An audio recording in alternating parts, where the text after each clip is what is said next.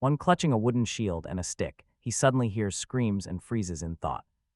He remembers his own name, Yachin, and the brutal reality of being level 0. Staring at the beast, he knows a low-life scavenger has no chance against a demon. He only survives by scavenging, and in this society, level 0 outcasts are considered garbage. They are seen as a total burden, yet staring right at the massive beast. He knows he is considered completely useless to the world, but still. He grips his broken stick and shield even tighter, letting out a furious roar. He is fully aware that everyone looks down on him for living like absolute trash. But he still charges forward, throwing himself into a desperate attack against the beast. He screams that he will never die like trash, and a system alert suddenly flashes. A screen right in front of his eyes reveals he actually dealt lethal damage.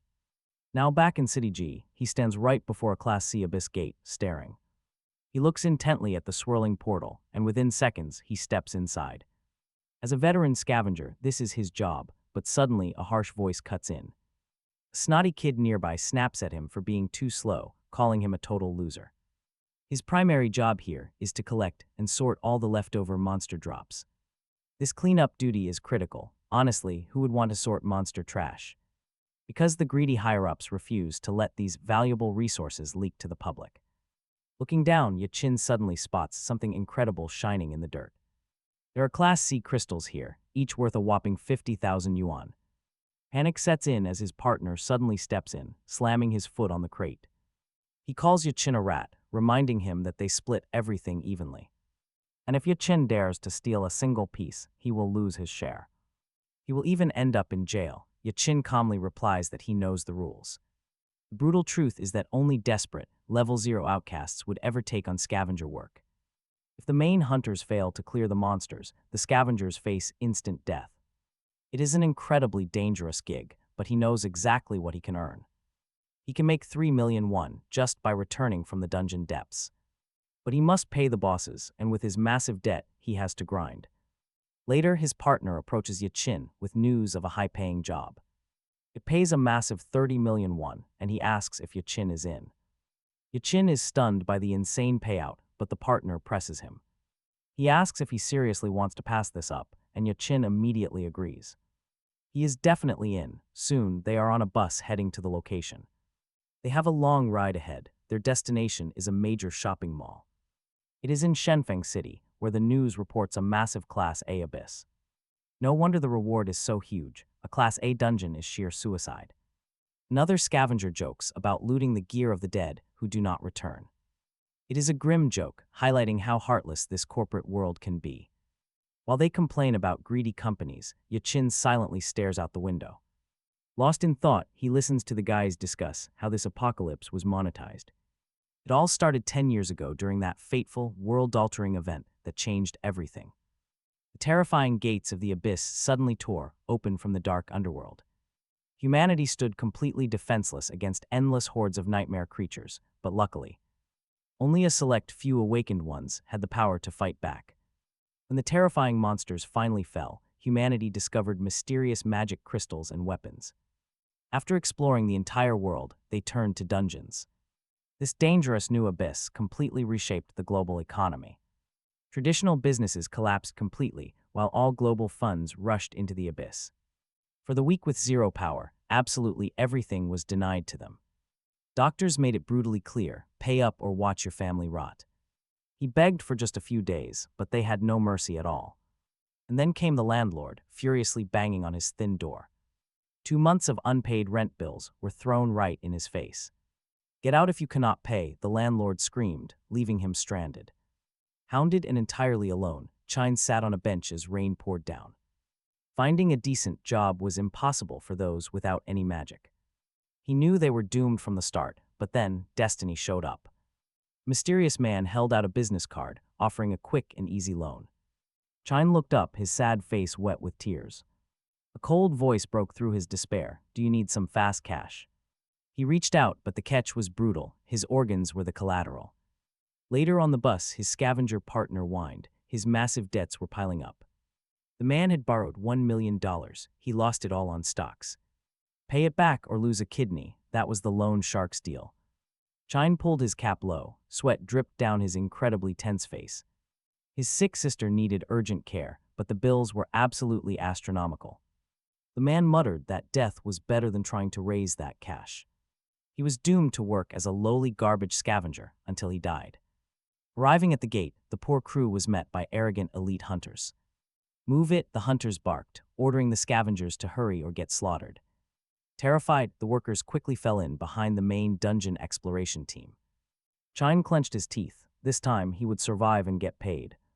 No matter what, he had to return alive for his sister's sake. He followed the armed vanguard into the dark ruins of the shopping mall. It was a B-class abyss. The young scavenger looked around in awe. His jaw literally dropped. The sheer scale of the dungeon was unbelievable. This was his first high-level raid, but the snobby hunters only scoffed. They sneered at his cheap gear. Luckily, they had no time to speak. Out of nowhere, dangerous beasts appeared. The vanguard braced for impact.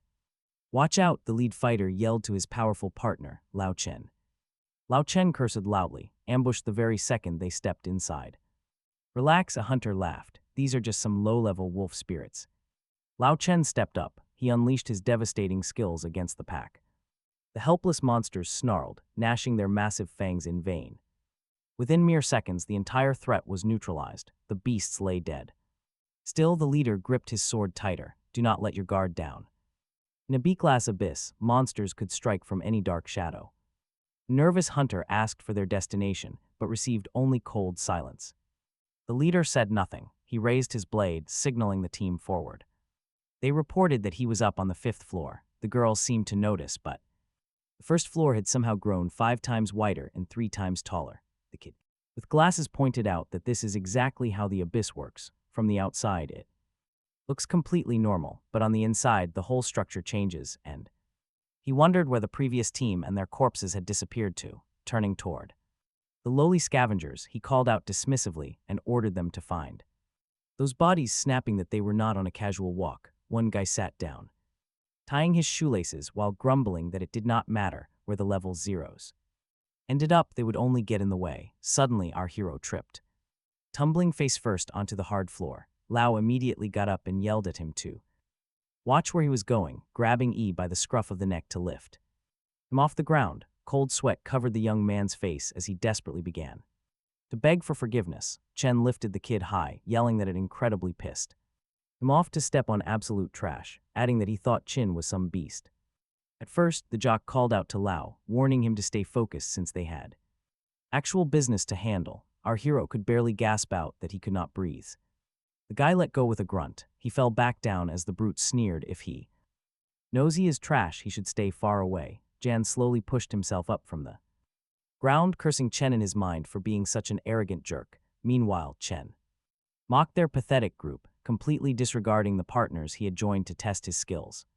Here in the abyss, instead, he only kept his thoughts on the scavengers, viewing them as a massive burden. To him, they were nothing but worthless zero-level weaklings. Clenching his jaw, our hero squinted and stared straight ahead with cold, intense focus. Let's see if he can pull off something completely insane. As a glowing system screen suddenly flashed before his eyes, declaring that he had 99 experience points out of 100 and was right on the verge of leveling up to level 1. He stood frozen, reading the text over and over in complete disbelief. Suddenly, panic screams echoed through the chamber. A demon beast had arrived and they needed to run, but he stood completely frozen like a stone pillar. Cold sweat drenched his face, making the elite battle group look at him like some useless coward. The beast's crimson eyes flared with pure rage, and a glowing holographic alert popped up right in front of him, warning that the wolf spirit's health was at a critical low. He stole a tense glance at the snarling creature, sweat dripping down his temple. Floating in his inventory was a basic level 1 wooden shield. Alongside a simple level 1 wooden stick, he locked eyes with the growling beast, which bared its massive fangs, and realized that its critical health was a rare opportunity. He knew all too well that this would be an insane struggle. Forcing himself to cast aside every single shred of doubt, it was time. Striking forward, he prepared to clash against the demon wolf with his basic wooden weapon. He knew this was his one shot. The monster snarled, eyes burning with pure hatred, but the young man had absolutely no intention of backing down. Instead, he charged, leaping straight onto the beast's head with a furious battle cry. For it to die, a smirk crossed his face as the screen confirmed 0 damage taken. Behind him, the other fighters muttered in sheer shock, gossiping about how incredibly stupid Chin must be for charging in like that. They had no idea what was coming. He was still unaware that only an elite battle group could deal with monsters. Gritting his teeth, he charged the beast, fully aware of the danger he faced. A moment later, a status screen showing his stats popped up, right as the wolf demon charged. It bared its massive, razor-sharp fangs, forcing Yi to turn and run for his life. He knew his basic gear would not even scratch the surface of these high-level beasts. Even the weakest creature here was far out of his leg, making Yi grit his teeth. He glared at the beast, looking for an opening and searching for any possible advantage. He understood his desperate situation perfectly and knew he had to immediately push past his limits.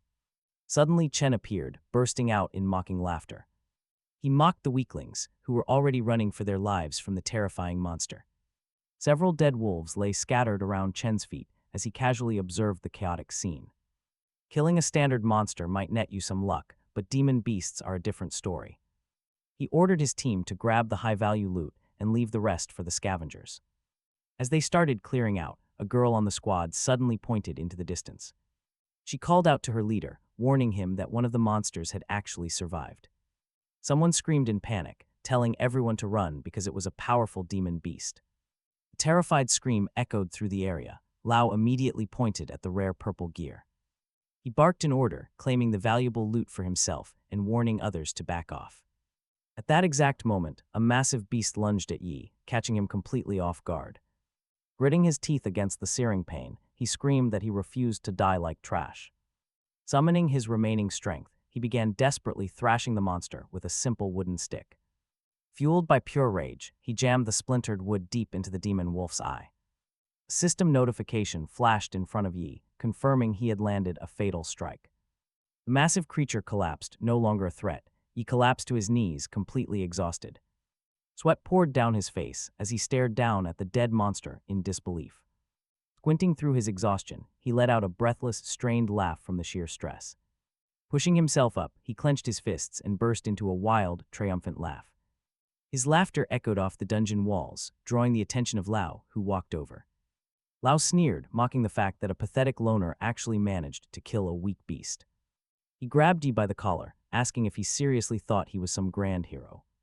Calling him suicidal, Chen joined in, shaking him and warning him they would not carry his corpse. They had real careers to focus on, and a worthless weakling was only dragging them down. He knew that hitting level 1 was his only ticket to joining a real squad. But to secure a specialized class, he desperately needed to gather more experience points. Normally, a level 0 novice stands absolutely no chance against a dangerous demon beast. Trying to fight one alone was a direct ticket to a swift and painful death. Many desperate players spent years hunting, just waiting to steal a kill from a weakened monster. It required endless patience, waiting in the shadows day after day, sometimes month after month.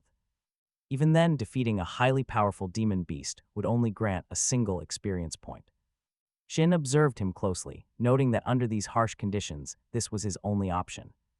He quietly agreed that this slow, agonizing method was indeed the only path forward. But look at this, a glowing system notification materialized right before Yi's eyes. The system screen confirmed he had miraculously accumulated 100 experience points.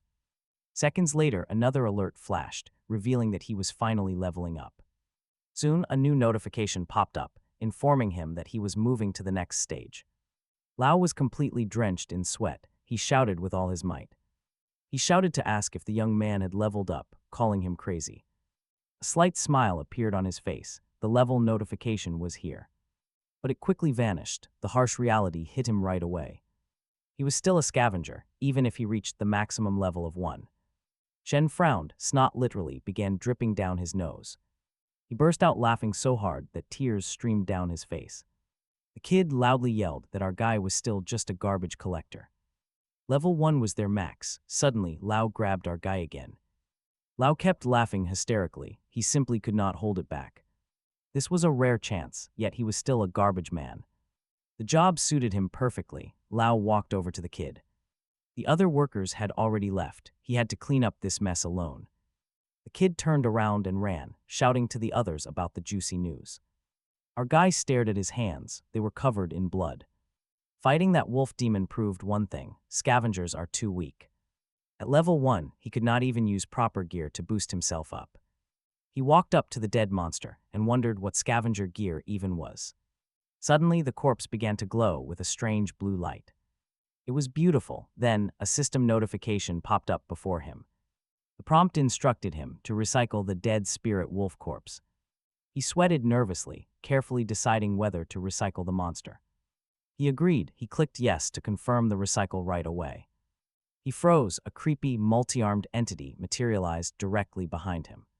Sweating heavily, he watched and wondered if this was his gimmick. Massive clawed paws pulled the heavy corpse towards his body. It was terrifying. The wolf got sucked in completely. He stood there quietly. Within seconds, a recycling in progress message popped up. The process started and finished before he could even blink his eyes. The system confirmed that the recycling was fully complete.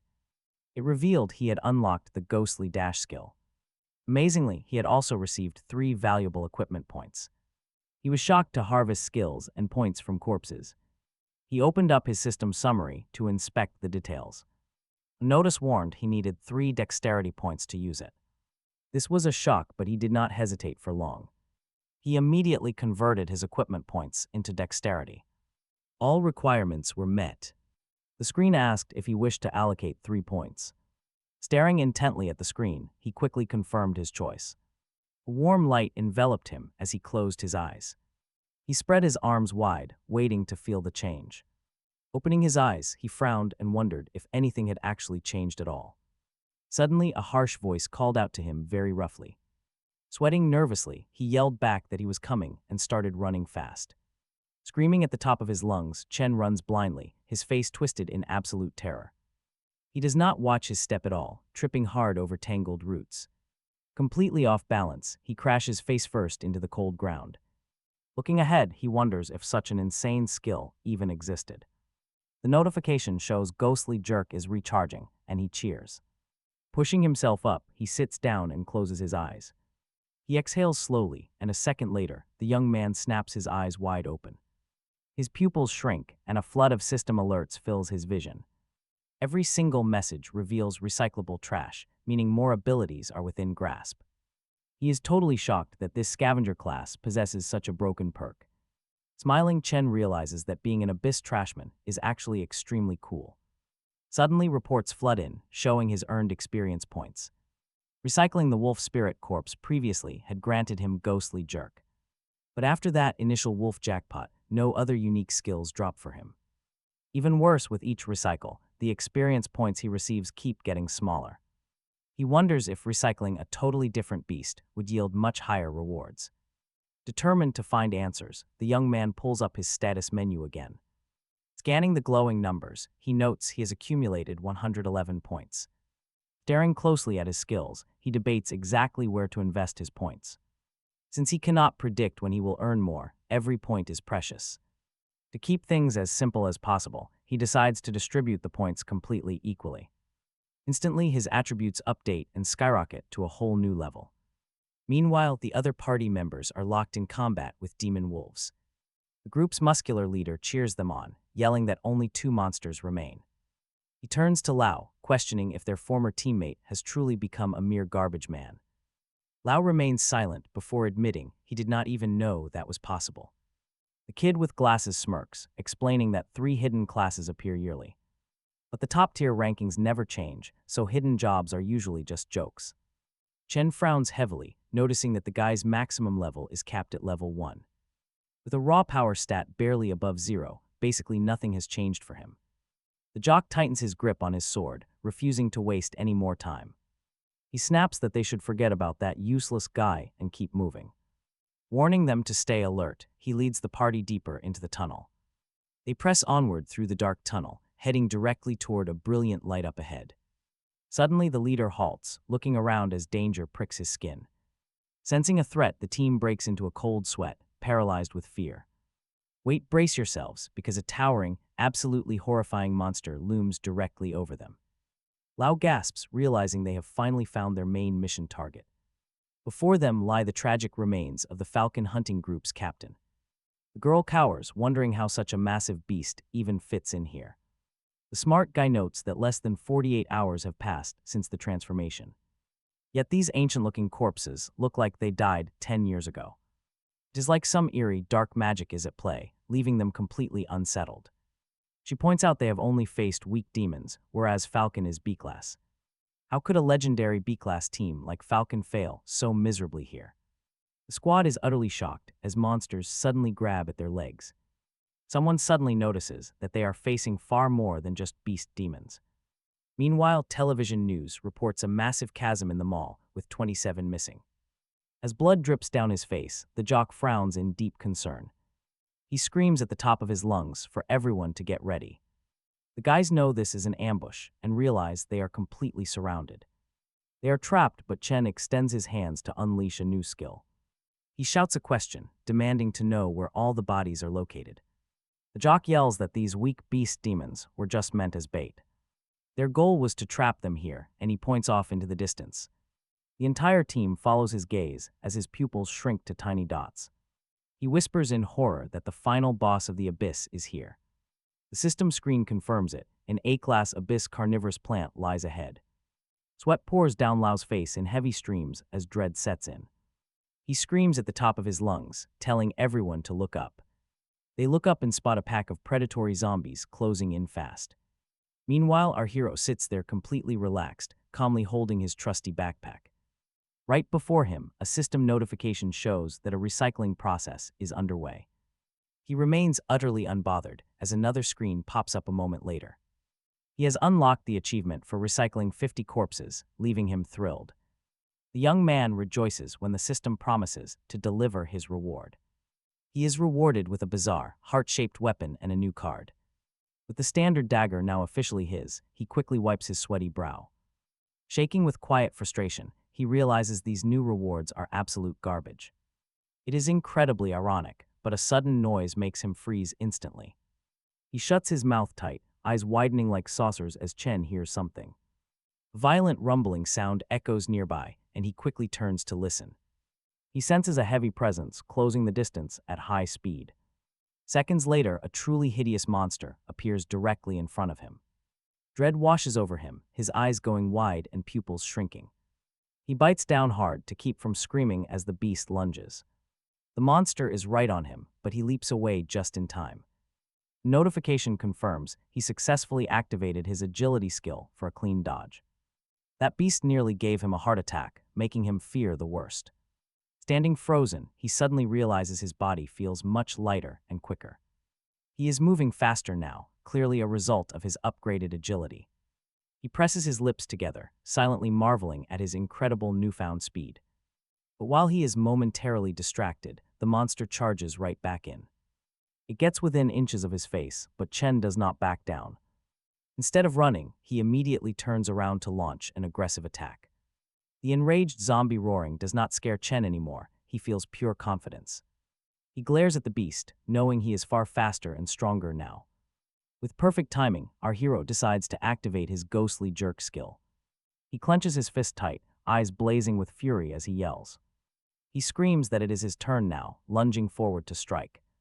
Loudly indicating it would deal extra damage, just then a screen flashed in front of Chin, announcing an activated power skill that shattered the enemy's defense and dealt 100% damage, making him clench his hand into a fist. A slight smile crept onto his face, muttering that this version of himself was completely incomparable. He stared intently directly in front of him, reading the system. Notice that his intelligence skill was able to pinpoint his opponent's exact weakness. He watched the monster slowly creep closer, letting out strain noises. Another screen popped up right in front of him, identifying the approaching creature as a high-level zombie. As it shrieked and roared, the young man read that its main weakness was fire, and its fatal weak point was located directly on the neck. No hesitation, he accelerated quickly and closed the distance with the beast at blinding speed. Our hero aggressively launched an all-out assault, striking the furious zombie with everything he had, forcing him to quickly gather up his strength. And remembered the system notice that the beast's weak point was located directly on the neck. That is why he triggered his luck skill and unleashed his dagger. Instantly, his opponent began To bleed heavily, clenching his weapon with a tight grip, Chin stared at the monster, fully prepared to strike again. But get this, a notification suddenly flashed in front of him, stating he had successfully killed the zombie, which crashed down heavily right at his feet. However, the creature had left traces of its toxic, infectious slime on his bare arm. Danger. He had to act fast before a new alert flashed in front of him, registering his skill to resist toxic plant poison. Chin gripped the dagger tighter. He smiled, ready for whatever came next.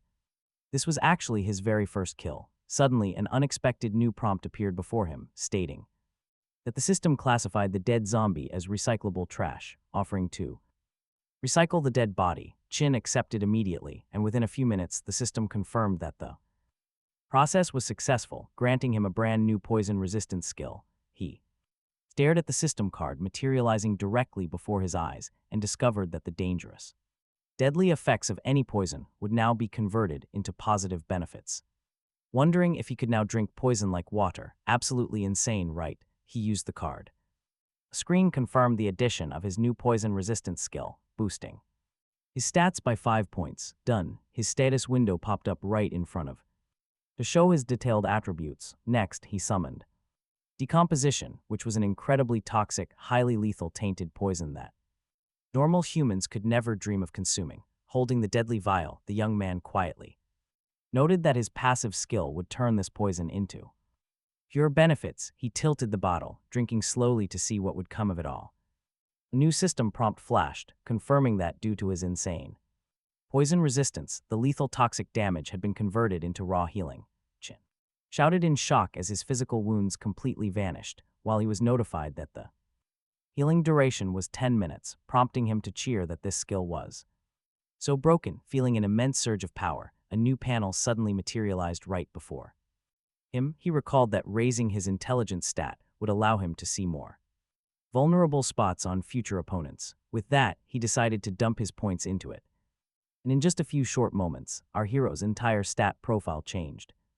His intelligence was now 10 points higher than his other stats. The young man was.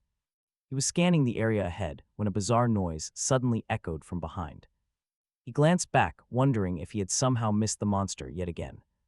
But the moment he finally spun around to face the threat, he froze in absolute, speechless silence. It was over. A massive horde of zombies was staring him right in the face. He was a burden. He remembered how everyone used to call him useless garbage. Complete trash. Everyone treated him like dirt, but now he held up his dagger.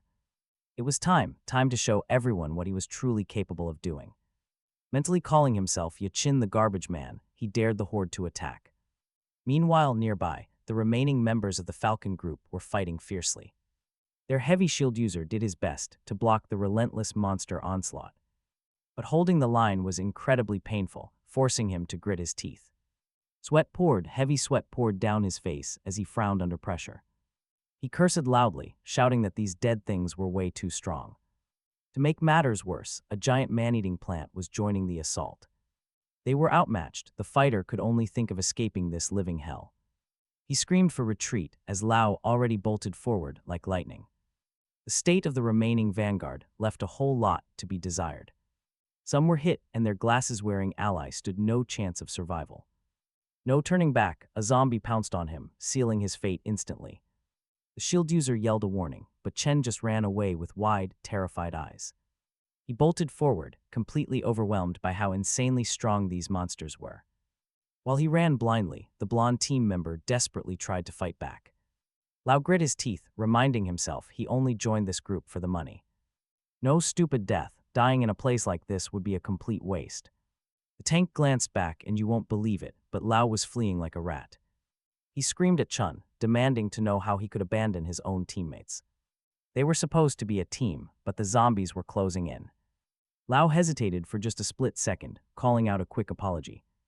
Run faster, he told his partner to hold them off before sprinting away. He even yelled back that he would happily pay for the guy's funeral. With zero chance of survival alone, the shield user desperately called out to Lau. But Lau was already right at the exit, pushing past his absolute limits.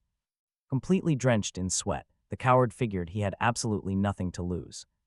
He had even grabbed some loot, though one major worry bothered him. How to explain? He needed to invent an excuse for why his team died. Talk about bad timing. He ran right into our hero, sending Chen crashing down. Gasping, Chen covered his mouth in shock and quickly came to his senses. Seeing the garbage man, he listened as Yachin asked if Lao had betrayed them. Chen stayed completely silent, pointing with wide eyes behind our hero's back. Sweat poured down his face in terror as he scrambled back to his feet. He looked at the cleared room, asking Yachin if he did all of this. He heard shouting. The coward realized he could not let this witness live. He turned to Qing Yu, declaring it was time to get stronger, before threatening to feed him straight to the beasts. Lao lunged forward to strike the young man and was ready to unleash a heavy kick. Right at that moment, Chen wanted to strike the young man, raising his foot for a heavy kick, but at the last second, everything changed when a system warning appeared stating that the use of physical force was blocked and the damage would reflect right back onto the attacker. Chen tumbled to the floor swearing and screamed in anger, cursing at Qin for what he had done while hurling insults. Qin glared at his opponent with absolute hatred, shouting that Chen was pure scum and being a traitor was worse than trash, before immediately unleashing his power against him. Chen thrashed and screamed in pain, while Qin calmly stood there and read the system alert confirming that the recycling process had officially begun, but just a few seconds later a new warning popped up, stating this garbage was simply not recyclable. The massive trash monster slammed Chen to the floor, and Qin noticed that sometimes garbage just needs to be thrown out. Suddenly, a message popped up in front of him announcing that his trash recycling skill had just been upgraded. Target skills could now be recycled with the garbage's consent. He also received a 3-minute Spellmaster experience card. Qin stared intently ahead of him and realized that the silence meant consent, noting to himself how incredibly convenient that was. Without wasting any time, the young man decided to activate his newly acquired card.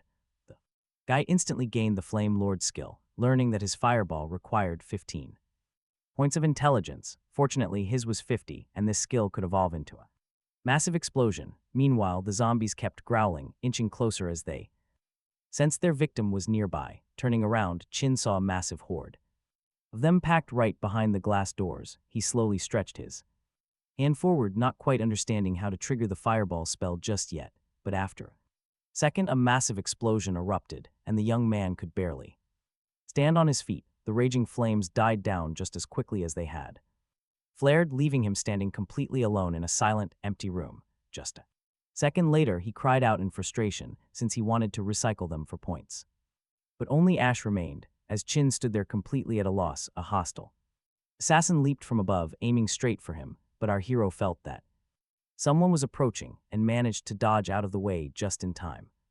His opponent did not stop, relentlessly trying to eliminate him as Qin dodged his furious attacks, but just a few seconds later, a sharp sword appeared in Qin's hand, allowing him to counterattack. Sweat poured down his face as he realized his melee skills were pretty trash, let's be real here, so he shouted for help to hold the line so they could survive. Suddenly, a defensive card appeared in front of him, granting him access to a massive golden shield. He didn't hesitate, immediately deploying the barrier to block his opponent during the brutal clash. Within just a few minutes, the enemy was completely overwhelmed and no longer a threat. Qin reached forward, declaring that he would have to recycle him as well, wishing the guy a peaceful eternal rest. Right then, a new notification flashed stating he had obtained a powerful dagger mastery card, allowing him to wield a blade like an expert assassin, while remaining completely immune to stabbing attacks. The young man instantly activated the skill, happily muttering to himself that being a simple scavenger wasn't so bad as he clashed with monsters and saw another method. A sudden prompt appears, questioning his true quest to find the falcon squad. Ignoring the text, the young man attacks the zombies, defending himself with a sturdy golden shield while giving the system an affirmative nod. He failed without their bodies. His mission counts for absolutely nothing. No reward. Fortunately, a notification confirms the recycling was highly successful, unlocking a brutal new skill while boosting his basic strength and dexterity. Even better, he is now completely immune to any crowd control. Staring down at the zombie, he mutters that he knows the rules perfectly well. There is absolutely no need to repeat them. Just then, the query pops up again, asking if he has found any trace of the missing falcon hunting squad.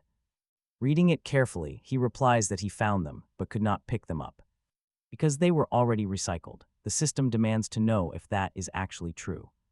He replies that some mysterious figure dragged them down into the dark abyss. Down into the abyss, meanwhile, Lao sits inside the cold interrogation room, while committee members whisper about how he is the only survivor left alive. Even weirder, they found him at level 1, something completely unheard of in their database. Chen suddenly screams out that guy recycled his abilities, and this is the proof. He insists the kid is a scavenger, but the committee members hesitate to believe him. They point out that his high pollution levels are probably causing wild hallucinations. But he yells the truth. Meanwhile, our hero stands near the B-class abyss. After his narrow escape, he unloaded his magic crystals on the black market, but was forced to accept a meager 30% of their actual value. You see, the crystal business is a ruthless monopoly run by the elite.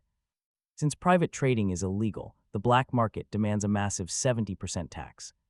He thinks about refining items in public, but worries about being reported to the committee if they find out he has awakened to a secret profession.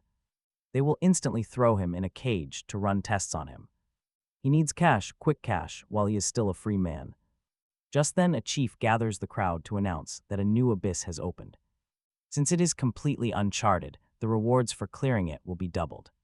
The chief calls for anyone who can change their class to step forward right now. He walks up, asking what the kid thinks of his skill level. When Chin's power is questioned, our hero reveals his status with a calm smile. Just level 1, he reveals his weak status with a calm smile. Suddenly, the crowd bursts into laughter, mocking him for even trying to join them. The group leader asks where a weakling like him found the courage to show up. Another hunter yells that he should go crawl back to his own kind. But our hero is secretly thrilled if they think he is completely useless. He can easily blend into the convoy at the back of the group without drawing attention. Recycling corpses in secret, that is his brilliant, low-profile plan. Just then, a cold voice shouts to let the young man join the squad. Surrounding hunters whisper that she is the daughter of the powerful Liu family. She has recently awakened to a rare god-chosen class and carries immense influence. She insists they need more hands anyway, telling the leader to let him tag along. After all, she is the legendary chosen genius of the hunting group, Liu Xingjian. The group leader snaps, calling Yachin a useless level 1 stooge who is completely clueless. But the blonde girl calmly replies that it does not matter since they only need him for numbers. Another kid in the party smiles, claiming they are only there to keep her safe. She gets the final word while Yachin quietly wonders if he is about to get kicked out again. Honestly, this is far from the first time he has had to play the absolute lowlife. Staring at the girl, he realizes her face looks incredibly familiar, like he has met her before. The young man racks his brain until the memories from 2 years ago finally click. He remembers saving Xingjian 2 years ago back when he was still struggling to survive. He was desperately fighting a massive bear when a sudden death blow message popped up before him. A single point of damage triggered a critical hit, and just like that, the beast was finished. With the dangerous bear dead, Xingjian could only stare at him in absolute shock. She eagerly asked if he was really just a low-tier scavenger who cleared out trash. Yachin simply smiled, shouting that it was his first kill and got him 1 experience point. He quickly turned to Xingjian to ask if she was hurt after the crazy encounter.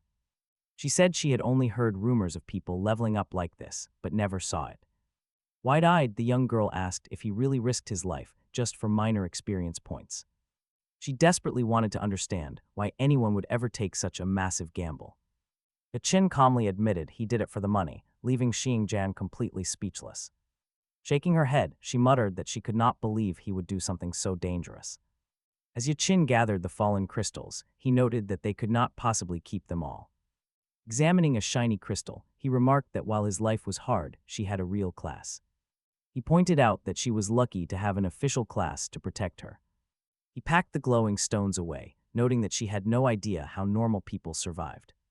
With no team to back him up, he confessed to throwing himself headfirst into danger.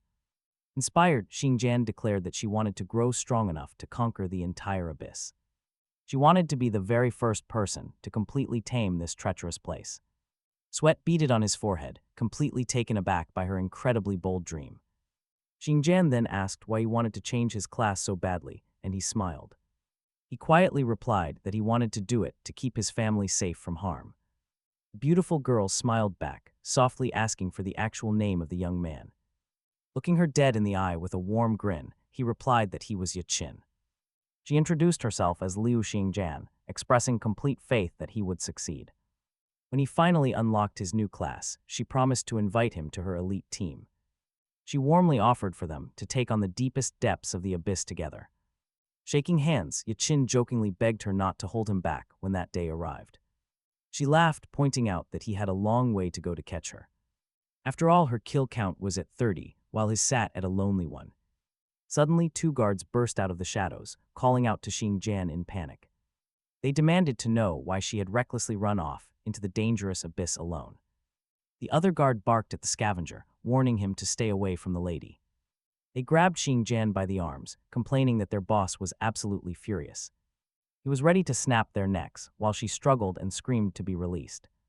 Ignoring her protests, they pulled her away, but she managed to draw a rare crystal. She tossed it over to Yachin, shouting for him to catch the valuable gem. He caught it effortlessly, though the sharp edge cut slightly into his finger. Little Lou stared at the young man with wide, shocked eyes, shouting that this was his very first reward. He held the crystal high, raising his hand in silent thanks. He stepped forward, trying to remember the girl's name. Meanwhile, the leader of the squad barked at E to stop blocking the path and start moving those crystals. He shuffled closer to Lou, promising he would work hard not to drag the squad down. She gave him a sharp glare and told him to grab his gear because they were moving out. The party approached the portal and the boss ordered everyone to cross over, and the squad marched through with high spirits. Our protagonist gripped his backpack straps tight, silently praying he would make some decent money. On this run and survive, he couldn't help but recall how, after escaping the abyss, he had managed to unlock the golden shield, but the rewards didn't stop there. He had also snagged a rare dagger skill card, allowing him to wield the blade like a seasoned assassin, granting absolute immunity to stabbing attacks.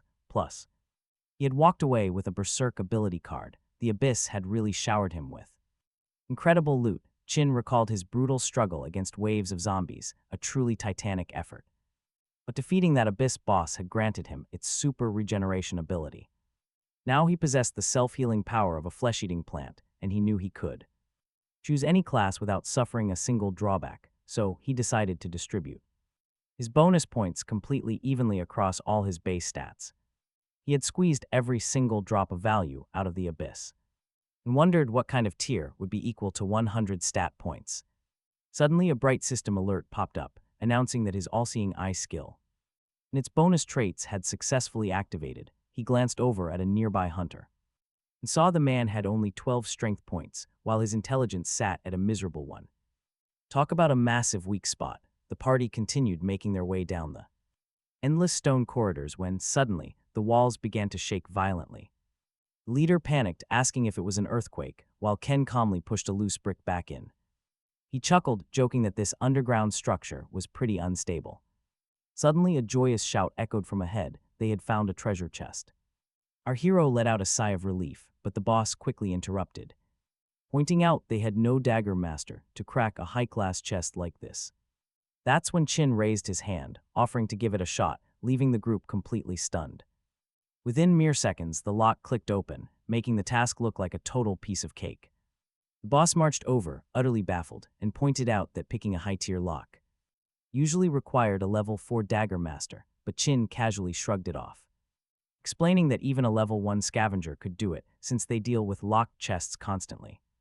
The blonde leader cleared his throat, declaring they would split the loot later. Insisting they keep moving, he then leaned in, telling Lou to stick close to him, because he sensed something dangerous up ahead and knew she was probably pretty terrified. Smiling to himself, Chin casually tossed a small pebble down the dark corridor. It zipped forward, bouncing off the brick walls with a series of sharp clicks. On impact, deadly wall spikes shot out, proving just how dangerous this path was. The brunette hunter stared in disbelief, asking if he was seriously only level 1. He nodded, explaining that scavengers run into traps like this all the time, scavenging so spotting them is second nature. Lou, who was watching from the sidelines, listened closely to Chin's explanation and bit her lip, deep in thought. Just then, a critical system message flashed, warning him that the traps. The check passed. Suddenly, the target became way more imposing. Everyone froze, but this guy actually believed it was his own genius. A card materialized in his hand. He received a broken mace. Smirking, the boss noted that this was his own personal reward. Receive it with gratitude, though he still felt completely useless. Regardless, the squad didn't linger in one place and quickly set off. Some bragged that getting here was incredibly easy, far too easy actually. They confidently assumed this abyss was completely empty, then they entered. A clear system notice appeared. It was a safe, monster-free reward room. A special abyss zone, but L warned it was too early to rejoice. Stay sharp, we have to watch for any sudden monster attacks. Meanwhile, the leader grabbed a stone tablet, claiming it was their only prize. Holding the tablet over a red-filled vessel, he yelled in excitement. We got the main treasure, let's turn back, but everything shifted. Suddenly, the crimson liquid erupted from the vessel as an alert flashed. The blood trial begins. Watching from behind, Chin just scoffed. He knew the leader was an absolute fool. This was a trap. Dreadful monsters appeared, clanking their sharp teeth, a pure nightmare. A blood nightmare, Sangjan gripped her weapons, yelling for combat. Prepare for battle, but the beasts were already closing in. Surrounded, slowly, the horrific pack began to tighten the circle. Our hero watched, realizing he needed to limit his combat power. Using only 25% strength was perfect. He wouldn't expose his skills. He quickly slipped on the ring of weakness. An alert popped up. The wearer can choose exactly how much to reduce their attributes. Before he could activate the ring, the panicking party huddled close together. The monsters drew near. The players stood frozen in sheer shock. Terrified, our hero quietly summoned his trusty trash spirit helper. Completely out of sight, he instantly charged straight at a monster. He attacked furiously. The other members stared in absolute disbelief. Lu turned her head. Cold sweat dripped down her face. Did he really just obliterate that massive beast in one single blow? Our hero simply gripped his sharp dagger tighter, standing among severed monster limbs. Xing was utterly stunned. What on earth just happened? No time to think. She had to keep fighting the remaining beasts. The guy in a horned metal helmet yelled that this was all garbage. They'll shatter into tiny pieces after one single hit, he bragged. But as a beast closed in, his fake confidence instantly shattered. This is suspicious. After all, these blood nightmare entities are highly unstable. The man didn't think twice. He immediately launched an all-out attack. He furiously swung his sword with all his might, left, then right, desperately. A brunette standing behind smiled, thinking his combat pride was actually well-deserved. But his face completely changed as the monster kept walking forward. The beast easily ignored his strikes and retaliated with absolute fury. He fell flat on his back, screaming in terror as the girl watched. Someone muttered that decapitation did not work, wondering if this creature was actually unkillable. Unleashed her special skill, freezing the monster while complaining about how their group was completely helpless. She started brushing snow away from a nearby man wearing a heavy steel helmet who stared back in pure terror. Then she claimed that the players standing in front of them were a total nightmare, calling everyone there. Utterly pathetic and embarrassing to watch, Zine glanced around, paused for a moment, and bluntly declared that they were all garbage. Meanwhile, the beasts showed no signs of backing down. There were just too many of them, creeping closer by the second. To trap the helpless party, Lu screamed that these things moved way too fast. Leaving her no time to cast her spell, Kay scowled and muttered that, since normal blades were useless, they had to destroy them right then and there. Suddenly, the young man unleashed a newly mastered skill, triggering an immediate, massive fiery explosion. The dark-haired girl instantly recognized it as a Z-class spell, shocked by how fast Chin could execute such a complex move. Our protagonist just stared calmly ahead, while a teammate wondered aloud if this was some kind of system glitch. How could a level 1 rookie pull off such insane power? Right then, two beasts lunged at him, but he did not even try to escape. Instead, he just tightened his fists, and in a split second, the guy unleashed a roaring scream, instantly freezing both monsters. A notification popped up in front of him, confirming the bloody nightmare was completely stunned. This was his plan. All along, fully focused, he watched another glowing system alert flash before his eyes. Announcing his berserk mode was unlocked, allowing him to tear into the horde. There was no relying on his useless teammates anyway. Suddenly, the creature shattered into multiple separate parts, creeping back toward the young fighter. The dark-haired man standing safely on the sidelines, completely out of sight, asked in Disbelief what was happening to the beast, Chin just grinned as sweat rolled down his forehead, noting that the scattered parts were fusing together into one giant abomination. A teammate cried out that this boss was far too powerful for a B-rank dungeon. It was actually a king-tier bloody nightmare, and Chin realized something was seriously off. These blood-borne beasts could mimic their opponents to grow infinitely stronger, leaving him to wonder exactly whose power it was copying. Unstoppable, the colossal beast lunged straight at him without a moment of hesitation. He barely managed to leap back as the red titan slammed its heavy fist down, shattering the stone floor into flying debris. The young fighter realized with dread that the beast was indeed copying him, meaning he could not win this fight. But just then Lu stepped up beside him, carrying a massive sword on her shoulder. She told Chin to back off, marching directly toward the roaring beast while muttering that she would handle this threat herself. In response, the massive abomination roared, opening its massive jaws to stretch its sharp claws toward her. But she did not flinch, charging straight ahead with a burst of sudden speed. Ready to strike, Lu closed the distance and prepared her devastating move. She unleashed her unique skill, while our hero closely monitored every single movement. Stunned, Chin gasped in surprise as he watched Lu freeze the giant claw of the beast. The fierce girl did not stop, instantly freezing its open, gaping mouth while staring straight into its eyes with sharp, intensely focused pupils. Sweat starts dripping down her face, but the bloodthirsty monster refuses to back down. It lunges at Lu Xingjian. She barely manages to dive aside in the nick of time. Wiping her brow, she realizes she cannot go on. She is just too weak. Then she remembers the warning from the outpost guards about this dangerous abyss. The guards warned her that the energy here was highly unstable. Still, she bandaged her wounds. They even asked her if she was absolutely certain about entering this place completely alone. Staring blankly ahead, she remembers her ultimate goal, to conquer the highest tower peak. She wants to reach the final floor of the Tower of the End, but her progress is dragging. Lagging far behind her incredibly talented older siblings, she gets to her feet and sighs. This massive power gap is exactly why she can never truly stand alongside them. If she cannot even clear a low-level abyss, she does not deserve her family name. That thought keeps her moving. Refusing to back down, the determined girl charges forward. She throws herself right back into the fight. There is no time to overthink this. Meanwhile, the party members who arrived with Lu Xingjian stand back and watch carefully. They observe her every move, waiting to see what she will do next. Gripping her massive sword tightly with one hand, she summons a glowing flag into the other. It is a frost flag, and she slams it into the ground right in front of the beast. A system alert flashes. The speed of all nearby allies has been boosted. Everyone within a 30-meter radius gets a 50% speed buff. The flag works like a charm. Thick ice spreads across the ground, rapidly freezing the massive creature in its tracks. Approaching the frozen beast, she grips her blade as another system window flashes. The notification confirms her speed has peaked. Biting her lip, she prepares her next move. If the freezing temperature does not take it down, it should at least buy her some time. Staring at the helpless, frozen monster, she decides to unleash her most powerful strike. She triggers her Comet Strike. An onlooker marvels at this rare C-grade skill.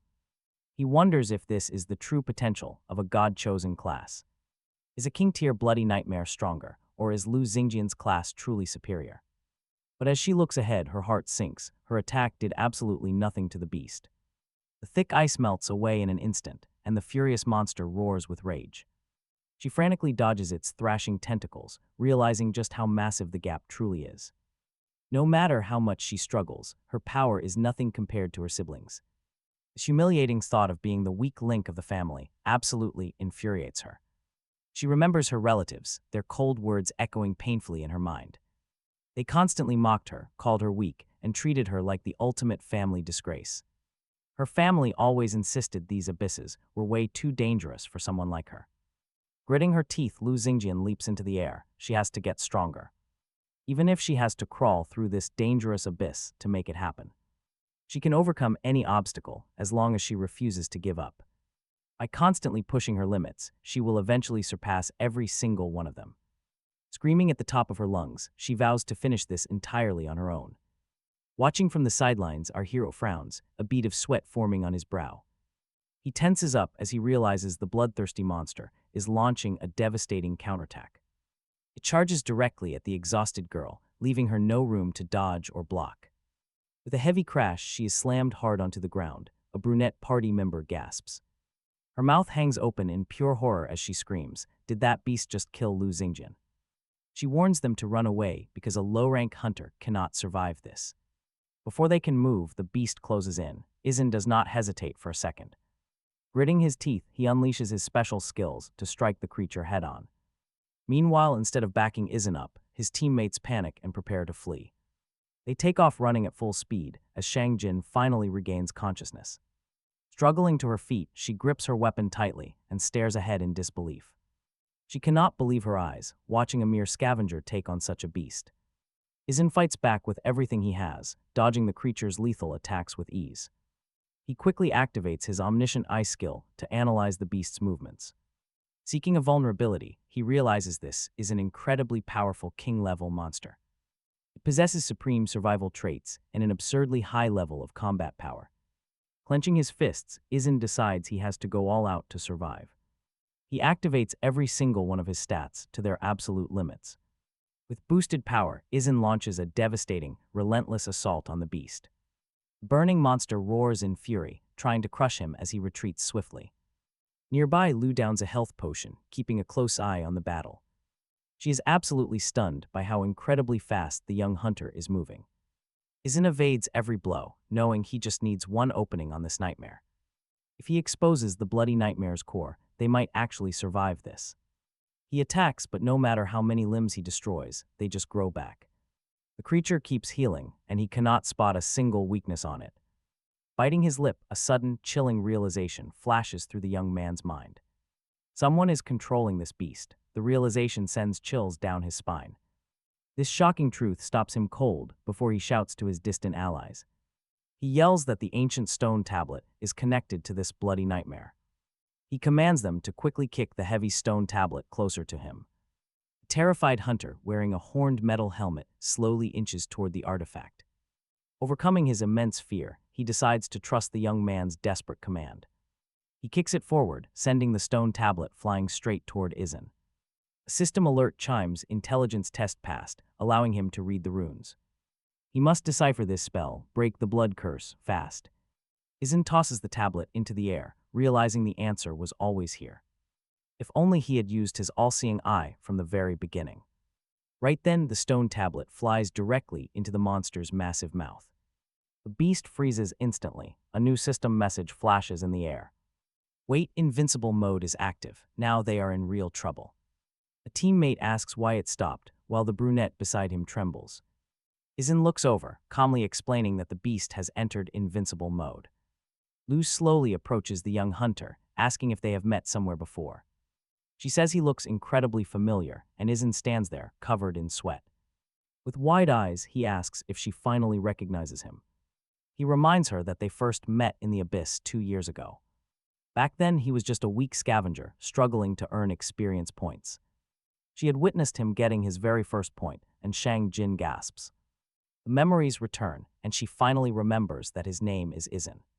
Sweat beads dripped down his face as the young man quickly corrected that his name was Chin. Lu smiled and teased that she never knew he had also switched his class. Chin folded his arms, smiled, and proudly stated that he was now a level 1 garbage collector. Hearing this, Shang Jian grew quiet and realized the young man had risked his life repeatedly just to stack up points over and over again. It shocked her that he had become so powerful, wondering why he was looking at her with such an intense stare. Then she finally realized the scavenger was leagues stronger than her. Right then, Lu tightened her grip on her weapon, muttering that his class did not sound very cool. Shrugging it off, she noted the stone tablet was circulating inside the bloody nightmare's body. She could freeze the beast to stop its movement and told Chin to grab the tablet during that window. The young man tilted his head with a grin, noting that 2 brains are always better than 1, turning his head toward her. He suggested she take those half points as a little reward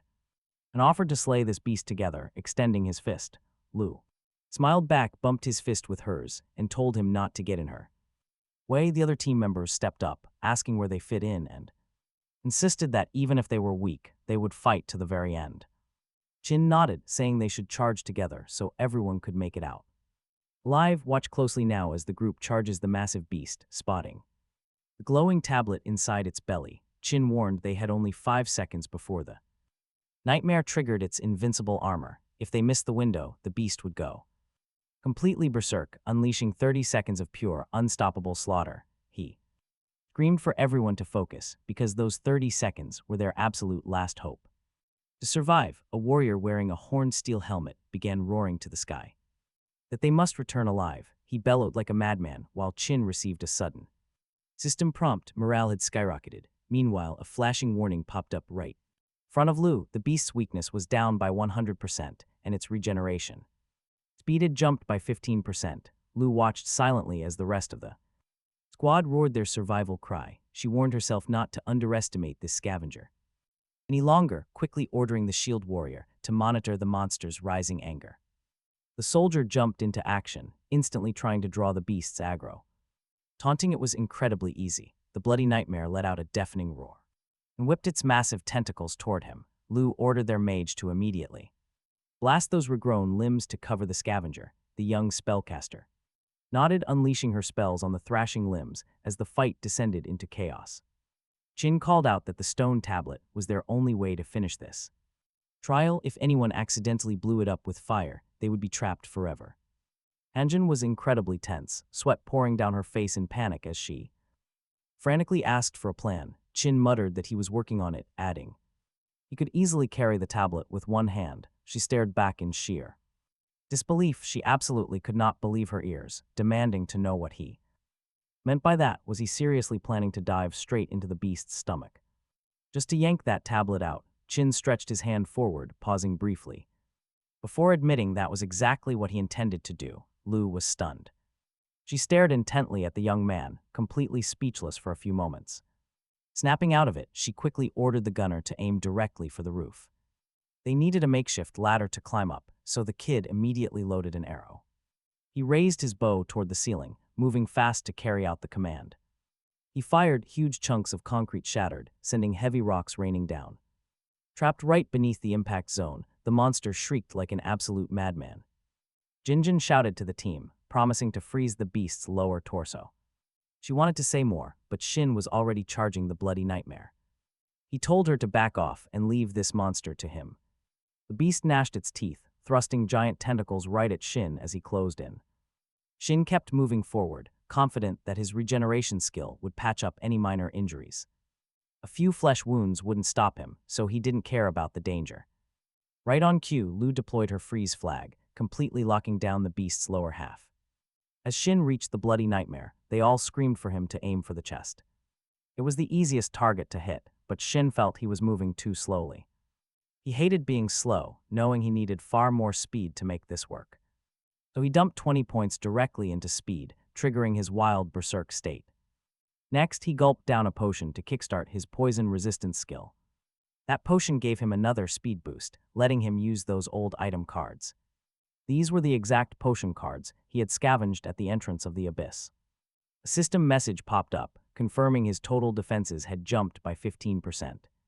Charging forward like a bullet, Shin yelled out that this was his big moment. But the monster was not done yet, even with its lower half frozen solid. Its upper torso was fully active, and it started whipping giant tentacles everywhere. Shin had zero time to dodge. The massive limbs slammed into him repeatedly.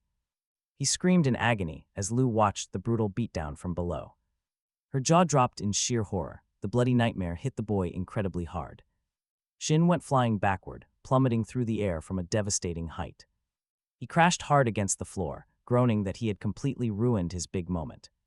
"I guess you cannot expect much else from a simple garbage collector," he muttered. But watch closely, because he actually thought this insane gamble would work. Shin triggered his trash recycling ability, choosing to target himself for the process. Suddenly, a massive purple beast emerged, boasting countless clawed hands. Even the bloody nightmare gasped in shock at the sight of this newcomer. The onlookers stood stunned, whispering and asking where this horrific creature had come from. A system warning flashed in front of Shin, declaring living organisms could not be recycled. Because of this, the action was instantly cancelled, but Shin refused to back down. He screamed in frustration, "If the system cannot process it, then throw it away." Frowning deeply, he locked his eyes forward with absolute resolve. He braced himself, preparing to launch his attack with every bit of his remaining strength. Understanding his master perfectly, the trash zombie grabbed Shin and hurled him forward. He soared directly toward the stunned boss, which gaped in absolute shock. Within seconds, Shin reached the target and prepared his final strike. Clutching the magical tablet tight in his hand, he roared that the crazy plan actually worked. With a massive, earth-shaking crash, the giant monster finally collapsed to the ground. He focused on the stone tablet, stepped aside, and loudly recited the ancient spell. The giant beast crumbled into dust, and a glowing notification popped up before him. The system confirmed his victory, leaving his teammates completely speechless. The surrounding hunters began to curse in disbelief, while the mage girl stood frozen. Lu stared with wide eyes and a gaping mouth, asking if they had actually won. Victory, the young hunters burst into laughter, jumping around to celebrate. A level-up notification suddenly flashed before them, making them cheer even louder. Everyone in the raid team rejoiced as bonus stat points flooded their screens. Xingjian was stunned to see her own level rising too. Her stats received a massive boost, but things looked different for our hero. Max level, a screen notified Qin he had already reached his limit. He scratched his head in confusion, but then a massive chest materialized. The team cheered that this was their true reward, and cards began to scatter.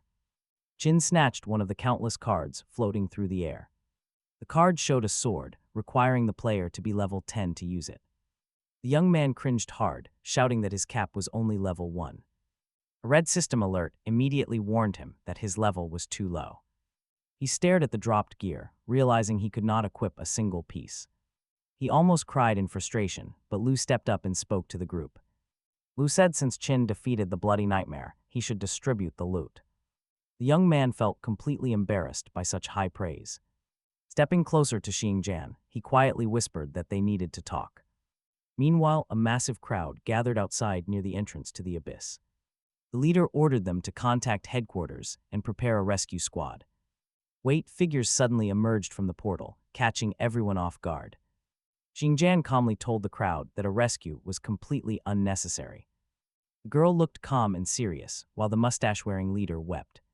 He held his walkie-talkie, crying tears of absolute joy and relief. He rushed over to Lu, while a nearby reporter shouted into her microphone. She announced that this level of greatness was expected from the Xingjian family. The reporter declared Xingjian cleared the abyss, praising her pride and skill. Xingjian smirked, acting like she easily handled everything on her own. Behind her, teammates whispered about keeping the truth a secret as Lu watched. Lu noted her C-class status before Qin approached the beautiful girl. He casually asked if her family was wealthy, offering to sell her his cards. He offered a friendly discount, naming a price of 500 crystals. Xingjian quickly agreed, and Qin told her they had a deal. He instructed her to pretend he was never inside the dungeon with them. She was to claim she cleared this dangerous abyss entirely by herself. Fine, sweating nervously from the proposal, the surprised girl quickly agreed. Qin headed back to the dungeon, telling Lu to lead the others out. He promised to catch up later, leaving Xingjian in deep thought. She realized the mysterious boy wanted her to remain deeply in his debt. Sometime later, our hero sat before the stone tablet, staring at it. He reached out, activated his skill, and a tiny worm crawled onto the rock. He smiled, realizing even a pathetic monster like this creature refused to be treated like useless trash. The beast then offered to become his power, but the young man paid no attention and simply triggered his skill again. Seconds later, a new notification popped up confirming the bloody nightmare had been successfully recycled. A second system alert explained that the corpse of the nightmare uses life essence to summon a perfect clone that would mimic him and deal massive damage. Ken also learned that this skill could be upgraded over time, and its cooldown was only 30 seconds. Getting back up, he tested the skill and happily remarked on how amazing it truly was. Then, Ken smirked as he thought about how he could not wait to put this power into real action. Sometime later, the young man sat in a cafe watching his screen intently while remembering that he had given away all the gear meant for Lu Xingjian's high tier because a scavenger carrying high-grade equipment would instantly catch the attention of the observers. Ken realized that scavengers were so invisible to society that nobody would care if he secretly sold off spare loot. Still, he shut his eyes. Knowing that players would rarely buy anything from a mere scavenger, Ken accidentally brushed the screen with his hand, popping up a message that his gear was recycled, granting him 1 standard point. His eyes widened in absolute shock. A drop of sweat rolled down his face as he muttered that he had recycled it by mistake. Suddenly, a tutorial message popped up explaining how recycling and standard points worked. The young man was highly intrigued to find out that junk gear could be recycled. He wondered if he should follow these guide steps, debating whether it was worth recycling a common dagger that was already chipped and utterly useless. The young man studied the alerts and decided to recycle 4 damaged weapons. Ken was thrilled to see they were not only fully repaired, but their durability had also increased. Upgrading garbage gear like this felt absolutely unreal. Ken smiled, feeling incredibly motivated by this discovery. Just then, the system congratulated him on completing his tutorial, letting him select a free reward. Without any hesitation, the young man decided to choose a special magic potion that instantly recovers mana and stamina. Ken realized that he had no urgent need for raw attribute points right now. What concerned him was diving into dungeons with unpredictable and massive depths. Rookie players often deplete their mana before finding the boss, forcing a retreat. Just to restock, these liquid potions would be his ultimate survival tool. A clear notification popped up, confirming he had unlocked the item regeneration recipe. The next screen detailed that brewing a single potion would require 6 standard points alongside some sort of basic empty container. Ken understood exactly why the points were required, but wondered what container would actually work. Raising his hand, Ken politely asked the tavern bartender to provide him with any spare cups. Within moments, 4 empty glasses sat before him. After a brief delay, his junk items recycled, and he moved on to the actual regeneration process. The young scavenger was utterly amazed. Wondering if this was just a game, Ken felt incredibly hyped to continue. The entire cafe whispered about how cool he was, while the worker watched him closely. The intense stress on the guy's forehead finally evaporated as he wiped it away. He wiped off the sweat from his tense face, and a large glass appeared in his hands. He noticed the strange glass looked odd, but still seemed completely usable.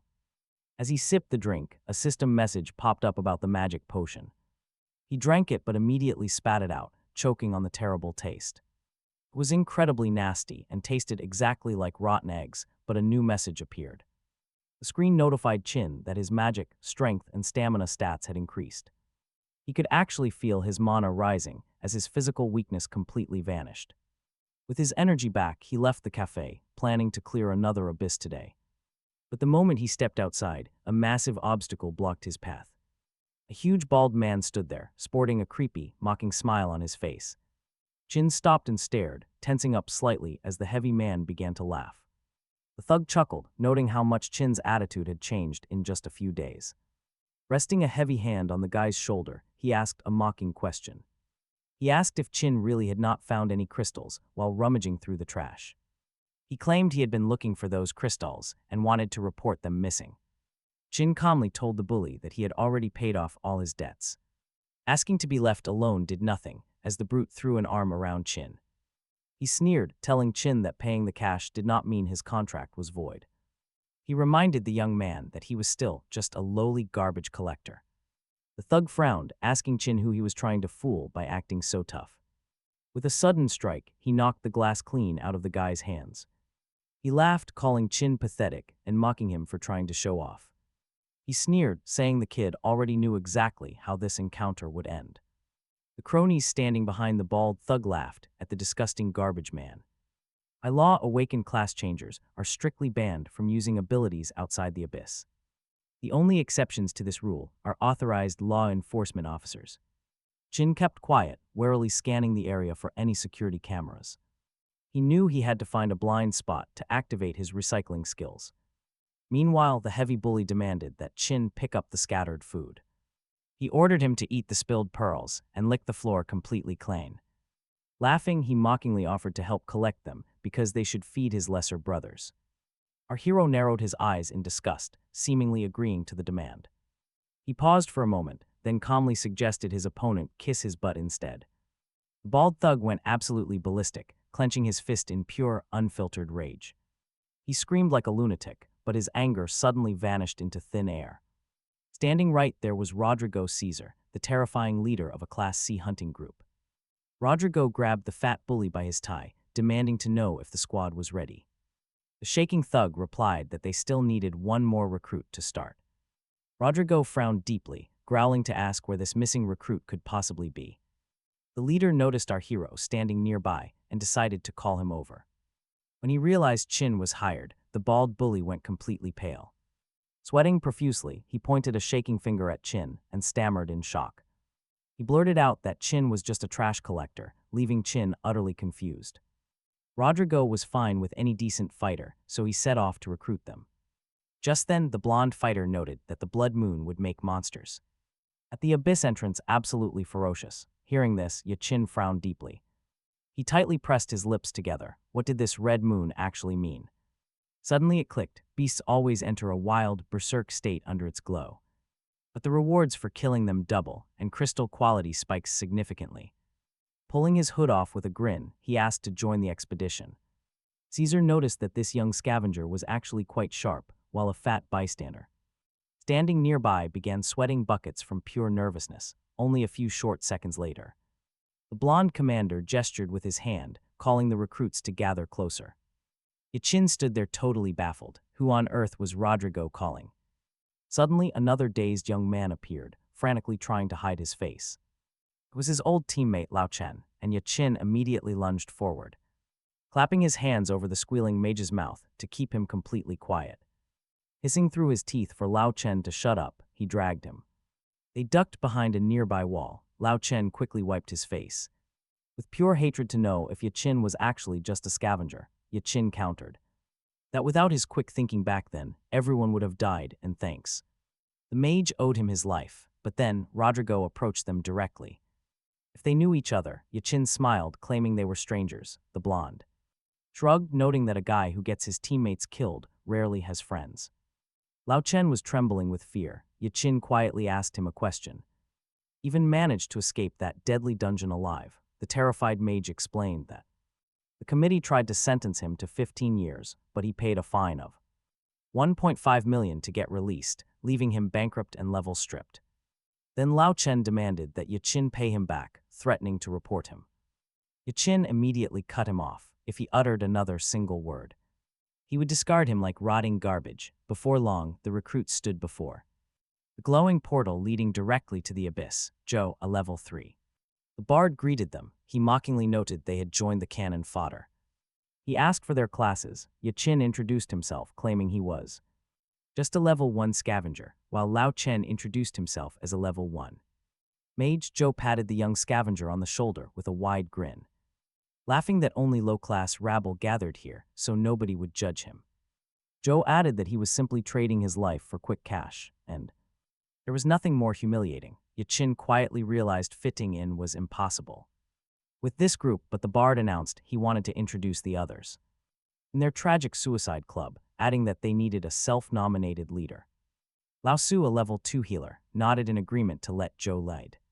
Since the bard held the highest level, Lao Zheng, a level 3 warrior, reported no objections. Suddenly, Caesar stepped forward, declaring that along with the 6 core Blood Oath members, 5 temporary recruits would be joining. A voice in the crowd sneered, warning them not to glorify mere cannon fodder. Rodrigo coldly explained that the expendables served as bait to keep the core members safe, before warning that the abyss is a massive labyrinth. Many traps lie ahead, but finding the boss room is the priority. He clenches the key tighter in his palm, desperately hoping they can survive, but if they encounter a monster, they must run. The leader falls silent for a moment before asking the group if they really want this cash. At least one person must survive. If only one makes it, they get every single cent. He barks angrily at Lao Zu for coughing, glaring at the man who is drenched in sweat. Trembling, Lao Zu stammers that he cannot back out, not when he has 4 daughters to feed at home. Nearby, Lojing lets out a heavy sigh as sweat pours down. He admits he has to take this extreme gamble because his wife is on her deathbed. Bard wastes no time, shouting to the entire party that they must enter the abyss. Walking at the very back, the 2 brothers whisper to each other. They know that in a sacrifice squad, when one member falls, another takes their place. This brutal reality is normal to them, but the new player, he is bothering them. His face is way too relaxed. One brother notes he has never seen anyone face death so calmly. Suddenly, the team stops in their tracks, warily scanning the silent cavern around them. Bard nudges Chen, muttering that this entire quiet zone feels incredibly strange. Not finding any monsters only feeds the leader's boiling anger. Meanwhile, the brothers whisper about a sudden biting chill creeping in. It must be a temperature drop. Bard shivers violently, hopping around while whining that he should have dressed warmer. He ignores the complaining entirely, calmly urging the team to keep pushing forward. Just then, a massive chunk crashes down directly in front of Joe. Joe freezes in sheer confusion, only to realize he has stepped straight into a trap. Our hero can only wonder how this kid has managed to survive this long. Tun whines that his luck barely held out, saving him from a brutal death. Chin rolls his eyes in annoyance, thinking the rookie is completely reckless. Shaking it off, the bard rushes ahead, shouting for everyone to keep moving calmly. He does not get far before halting in horror. Maggots, his mouth hangs open as sweat pours. These are massive, squirming larvae, and they are ballooning in size by the second. The Lau brothers step closer to inspect, wondering if the disgusting things are even alive. Suddenly, the flesh ruptures. Lethal, jagged spikes erupt violently from the cocoons. Terror strikes as level 5 demon spiders burst out of the shells. The monsters screech deafeningly, baring their massive, venom-dripping fangs at the group. These elite, acid-spitting beasts send a wave of absolute horror through Joe. He absolutely hates spiders. Watching the chaos, Chen immediately unleashes a fire spell. But the blazing skill does absolutely nothing to the target, 0 damage. The spiders merely screech in mockery, sending the panicked players into a swearing frenzy. While the others panic, one player draws his blade, charging the elite beasts. He strikes furiously, but the screeching monsters easily absorb the frantic assault. Meanwhile, our hero simply strolls up to one monster, calmly inspecting it. The spider lunges, clamping its massive jaws directly onto his leg. But the damage registers as 0. In a flash, a massive explosion rips the beast apart. Watching the spider shatter into pieces, Chen glares at the young man. He sneers, asking why he is so cocky when he is only picking up trash. Right then, a system notification flashes, declaring that recyclable materials have been found.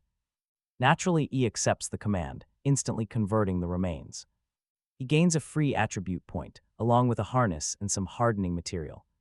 Poison, once his weapon strikes a target, a deadly toxic effect takes hold. A sudden notification pops up about harnesses, a unique type of upgrade.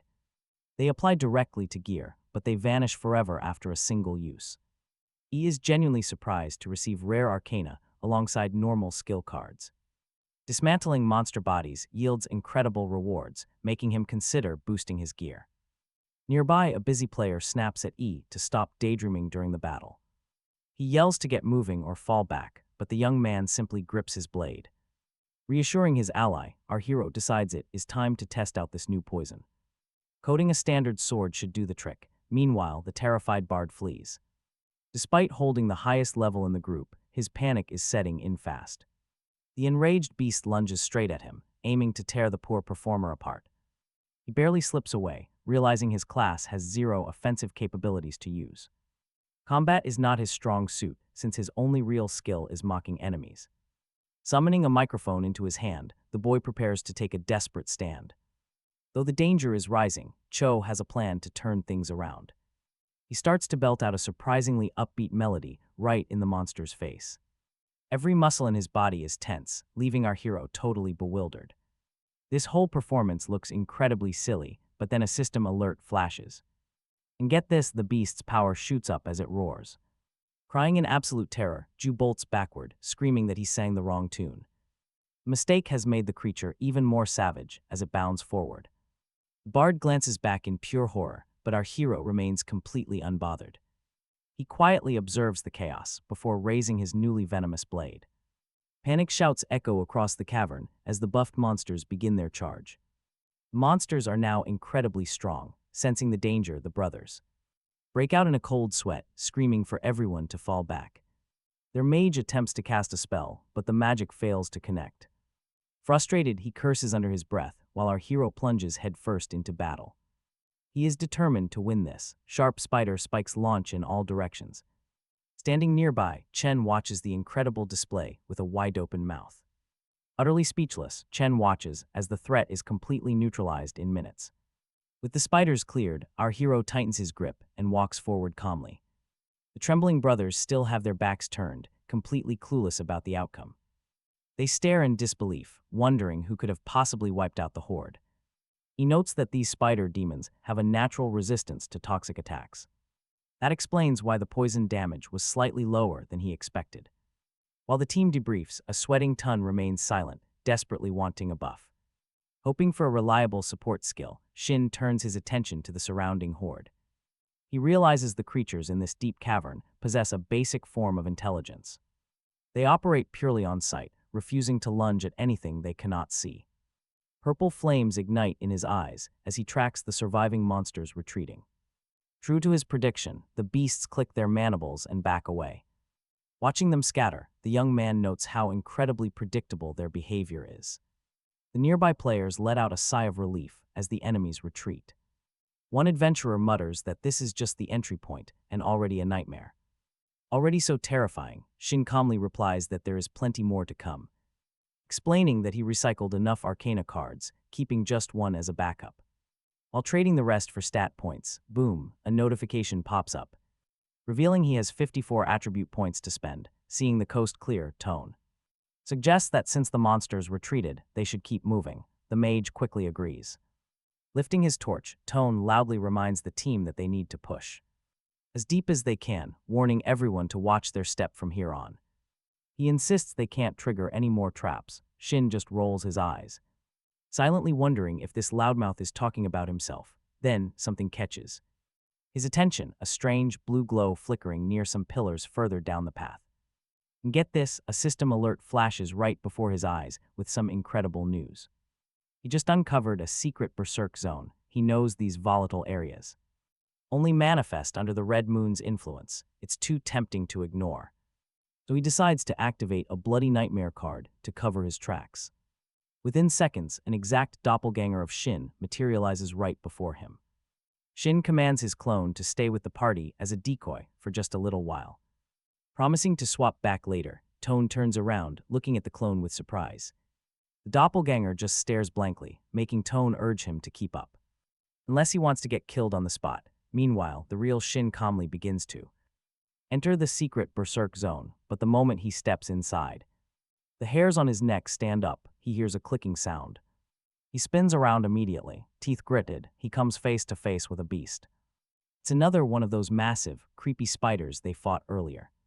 The arachnid lunges instantly. Shin barely rolls out of the way as the beast snaps its massive fangs. Recovering quickly, Shin draws his dagger and strikes viciously at the beast, but to his utter shock, the blade does absolutely nothing at all. His eyes widen in disbelief as he realizes this monster possesses complete physical damage immunity, leaving it without a single scratch. As he scrambles for a plan, the colossal spider screeches in absolute fury. It lashes out again, but Shin weaves through its claws at the very last second. Realizing he needs intel, he activates his all-seeing eye skill to scan for a weakness. The system reveals his opponent's true identity. A level 20 elite tarantula. Shin squints at the beast with growing excitement, realizing that recycling this monster would yield some incredibly powerful elite skills. But he has no time to celebrate. The tarantula immediately attacks again, shooting a stream of thick, heavy webbing. Shin barely manages to sidestep. A split second slower and he would have been completely cocooned, backing away.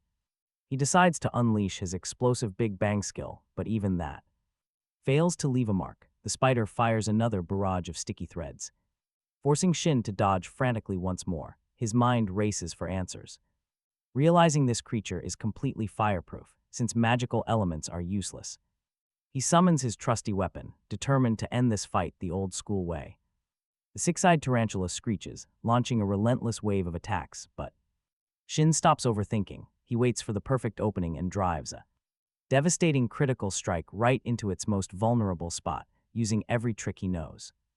A notification flashed as the monster shrieked in agony. It lunged, but he quickly dodged, noting that while level 5 demon spider bites are venomous, this level 20 giant tarantula was probably completely immune to poison. He was shocked to find its actual weak Spot, he figured this vulnerability was likely caused by a massive shift in their defensive traits and breeding habits, since they no longer relied on actual hunting skills. What really surprised Qing Yu was the sheer irony of the situation, as the beast was actually succumbing to its own venom while starting to release some sticky webs. His eyes went wide as he realized he was completely unprepared for this sudden twist. He tried to leap back to avoid getting caught in the massive web, but there was simply too much, and in just a few seconds, his entire body was completely cocooned in sticky threads. He struggled wildly to break free as the young man thrashed from side to side. Nothing worked. He was completely trapped.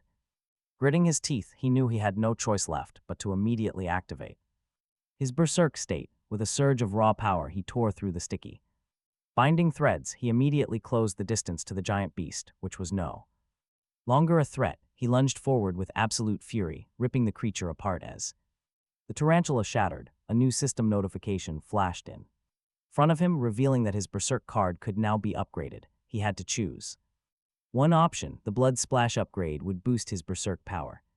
The second option, clawing rage, would extend the duration of his active state. He studied the floating screen, thinking most normal players would pick the longer duration because it seemed way safer, but as he recalled the recent battle, he realized this tarantula was far from a normal beast. He pondered his choices.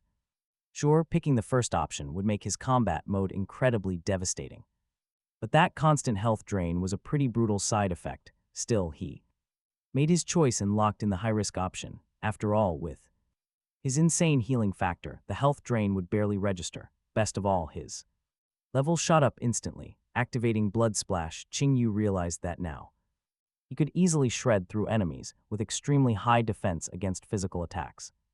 An incredible advantage. Standing there, he stared at more cards. At the rest of the cards hovering before him, deciding wasn't easy, and he took a moment to weigh his options before finally making up his mind. He focused on one specific card, recognizing it as high-tier gear he could actually bring out of the abyss. He decided to sell it for 15,000 coins and simply recycle all the rest. The beast was dead. He realized he had also gained 20 more attribute points. A smirk crossed his face, wondering what kind of skill he would extract from this massive beast. Suddenly, a rare notification popped up, stating he had acquired a rare tarantula card. Now he could summon 4 deadly tarantulas to fight alongside him, and they would even level up through real combat experience. Qing Yu stared in disbelief, realizing he could not only summon monsters, but actually upgrade them too. Meanwhile, the nearby bard froze, quietly cursing his own carelessness, and muttered that he never expected them to stumble straight into a hidden mine in the abyss. He pointed ahead, eyes shining as he spotted a massive deposit of raw crystals waiting. He wondered if the crimson glow was the red moon's work, but the mage remarked that finding even a single one was lucky. Meanwhile, a player clutched Fury's eye tight. These hands mark everything within a 60-meter radius, allowing others to pinpoint the exact location.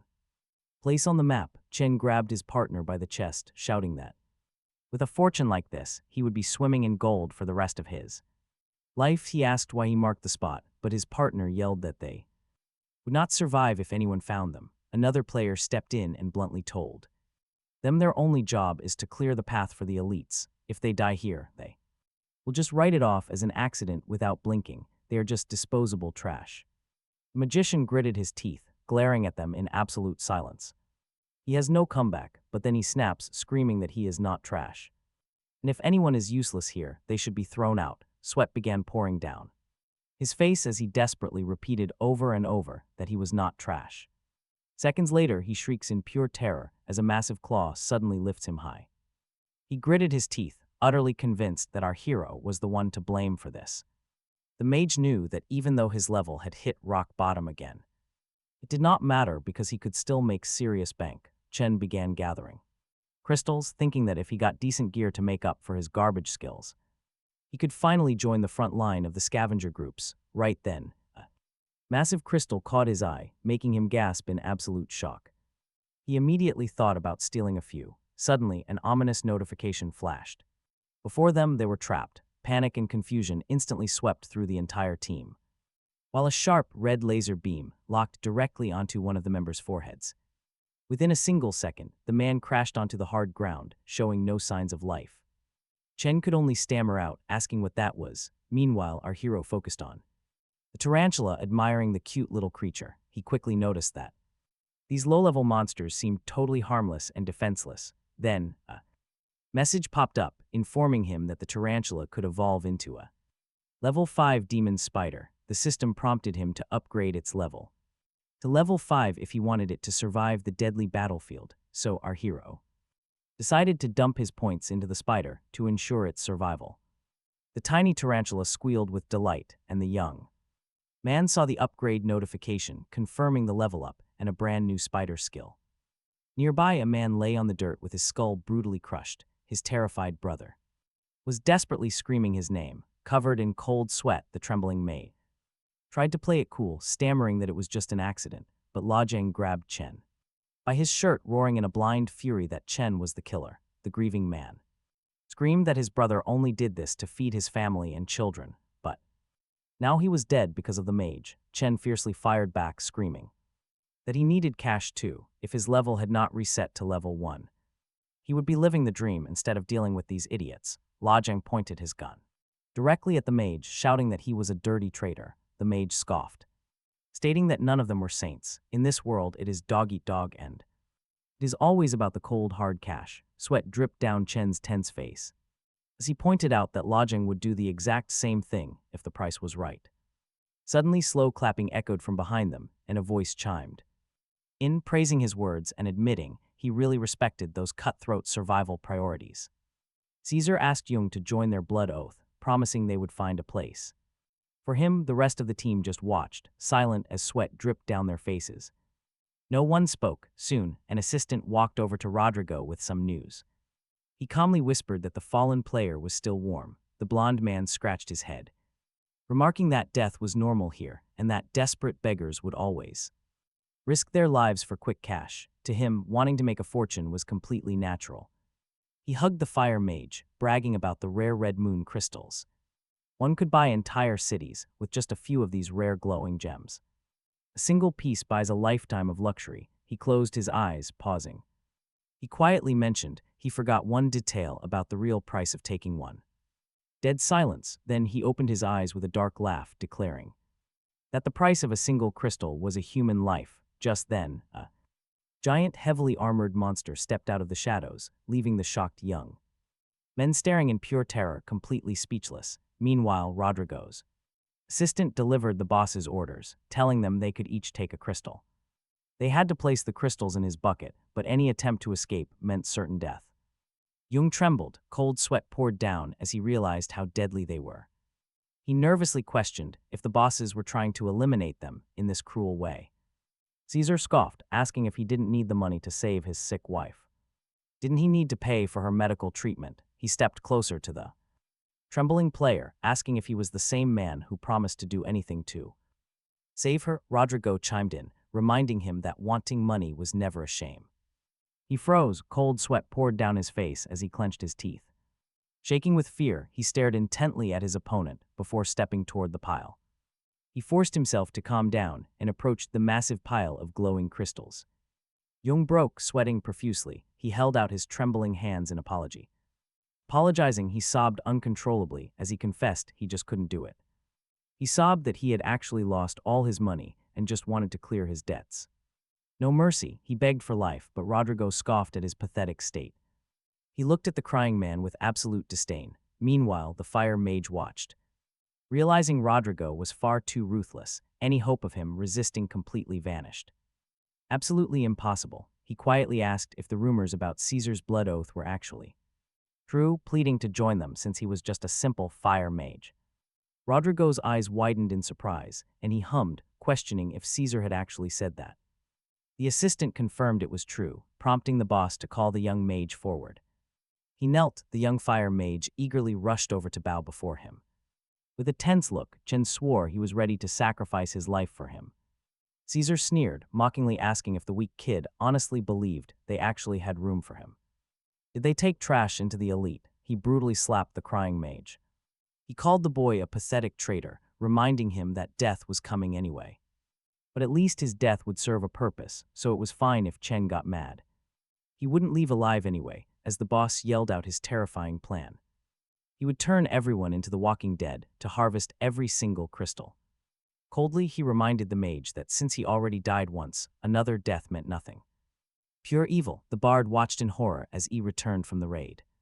He grabbed Tun by the shoulder, firmly telling him not to do anything stupid. The kid was completely stunned. Our hero calmly stepped forward and told his opponent to leave everything to him and wait quietly in place. He took a few steps forward and wondered how dangerous collecting these crystals could really be. Rodrigo's assistant clenched his hand into a fist, demanding to know what useless trash had just now appeared. The young man completely ignored his angry outburst. He calmly walked over and plucked one crystal. Everyone immediately scrambled for cover, screaming out that he had not warned them and his actions would get everyone killed. The aide whispered that the kid had outsmarted death itself. The other asked if the deadly trap only worked once. Meanwhile, our hero knew that even if it was a death trap, he would not die, only get hurt. He grabbed crystal after crystal until a system notification popped up saying the trap was not triggered. The boss yelled that the trap works, but this guy has crazy luck and his stat is over 60. The assistant scoffed that a level 1 cannot have such a high luck stat, deciding the trap must be completely broken. The second assistant stepped up to the crystals, realizing that because the kid had taken 2 crystals already, it must be safe. Smiling greedily, he grabbed one and realized that nothing bad was happening. Oh boy, was he celebrating too early. While he laughed happily, a deadly red beam struck him right in the forehead. He had no time to realize what happened. A moment later, Rodrigo's aide was dead on the ground as the other assistant rushed over. Caesar calmly noted that Chin had the absolute highest luck stat in their group, likely because of what his mysterious profession actually was. Our hero listened carefully to everything and quietly thought about distributing his remaining stat points equally.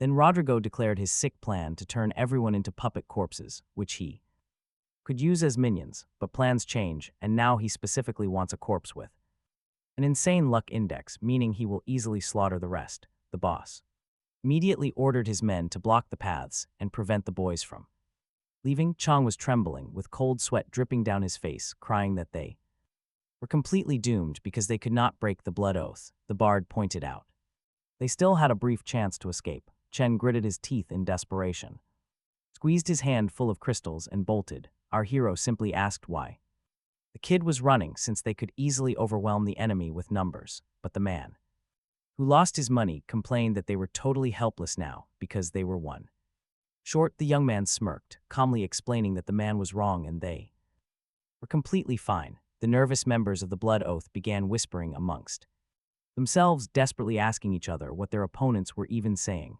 Just then, completely out of nowhere, massive tarantulas crawled out, terrifying the bandits. A system notification confirmed that E had summoned these fierce demon spiders. He planned to end this fight immediately and succeeded. The terrified Blood Oath members screamed in pure terror as the massive monsters quickly closed in on them. Tun panicked, assuming they had to deal with both the violent bandits and the monsters. However, E quickly reassured him, calmly explaining that these giant spiders were actually on their side. Our hero then used his skill to scan each foe in detail. The man in yellow robes was an enemy necromancer with a level. First up is a level 20 berserker, clad in heavy metal armor and wielding a massive sword. Beside him stand 2 hostile hunters, both of them sitting at level 18. And that man in the brown robe carrying a shield is a level 19 paladin. Chin weighs the gap between these elite fighters and his own summoned spiders. His gut tells him they can handle it, but he still needs to be careful. He focuses his energy, trying to gauge the level of the Blood Oath boss. But when an opponent is close to your own strength, their stats remain hidden. Rodrigo warns the others that Chin has a strange talent for subduing abyss beasts. He picked up some wild tricks while scavenging through these dark ruins. Chin realizes Caesar's level is extremely close to his own, maybe even higher. The boss reaches out his hand, scoffing at the threat in front of them. If these monsters are below level 10, they are not even worth mentioning. He commands his men to slaughter the beasts first, then sweep up the trash. Quietly, he tells his core members that their plans have officially changed. If they want to survive, they should probably follow Chin's bold example. Young grumbles, thinking the kid is a complete idiot to sacrifice himself like this. He does not wait around for a second invitation and immediately bolts. Worm urges the young bard to run, knowing Chin has his own hidden motives. If they want to stay alive in this dark abyss, they need to run. The boy stares at Yam, hesitates for a second, then stammers his tearful promise. He vows never to forget them, then turns and sprints across the crystal-covered floor. Blurry-eyed and not watching his step, he trips over a jagged rock and curses. Suddenly, he freezes dead in his tracks. Jung glares back, sweating with anxiety. What is it this time? He yells out, sweat dripping down his face. Bard stammers, offering a shaky apology as terror completely takes hold of him. It feels like pure bad luck has followed them since they stepped inside. Nearby, a blood oath warrior grips a massive metal hammer, his eyes burning red. He swings the heavy weapon with absolute rage, trying to crush the spiders. But the agile tarantulas dodge every single strike, leaving him frustrated and screaming. He yells in fury that he cannot even crush them in one hit. Unfazed, the giant spider lunges forward and sprays a thick, sticky web. Sweat pours down the warrior's face as he shudders in pure disgust. He desperately tears at the sticky silk, finally clearing his eyes to look straight ahead. His pupils shrink in disbelief as he spots our hero standing right there. The fighter raises his shield and laughs, shouting that the kid is too small. He asks if Chin is completely insane before unleashing a devastating, heavy blow. He sneers, asking how he likes the shield, while Chin grips a hidden dagger. Chin knows his small spider summons alone are not enough to win this. They can buy him some time, but they cannot secure a victory here. He knows exactly what he is up against as the violent clash begins. The mustachioed brute swings his giant hammer like an absolute madman. But seconds later, the brute screams in agony as his leg is slashed. Chin has struck back. The other Blood Oath members watch the fight closely. They raise their bows and unleash a deadly volley directly at Chin. But he twists away, dodging the lethal projectiles at the very last split second. Figuring he couldn't dodge this, they decide to shoot again, thinking they had just missed. The shooter lets another arrow fly, but the young man snatches it right out of midair. He casually snaps it in half. The Blood Oath members can only stare in absolute shock. Their eyes widen in pure disbelief. Our hero doesn't play nice for long, though. He immediately unleashes his Big Bang skill to wipe them all out. The gunman stands there completely frozen, watching the destruction unfold. Panic finally sets in, and they scramble to escape the blazing inferno. While running, one teammate warns that Chin is a seriously tough nut to crack. Suddenly, Berserk swings. He's wielding a massive, heavy sword with both hands. There is a monster in front of him. He screams, preparing a devastating blow. With a single strike, he cleaves a giant tarantula, sending its head flying near the bard. A Blood Oath player rushes the kid, who quickly begs him to chill out. Though they could easily talk things through, Berserk isn't interested in listening. He swings his massive blade again, ordering his men to get out of his way. Jun screams at Tun, blaming him for keeping them trapped in this place. Fear completely takes over as sweat pours down his face and his pupils shrink. Terrified and soaking in cold sweat, he yells at the top of his lungs. If you want to survive, you've got to fight, but right then, Berserk strikes. A heavy blow crashes directly into the shield Jun barely raises in time. The blade smashes into the stone defense, sending sharp debris flying everywhere. Sharp rock fragments ricochet directly into his face, blinding him with pain. The player groans and coughs heavily, his throat filled with thick dust. Tun falls back in shock, staring at the massive sword embedded right beside him. Berserk tears the weapon free, rests it on his shoulder, and starts walking. Approaching Tun, who hasn't even flinched, the brute watches him finally stand up.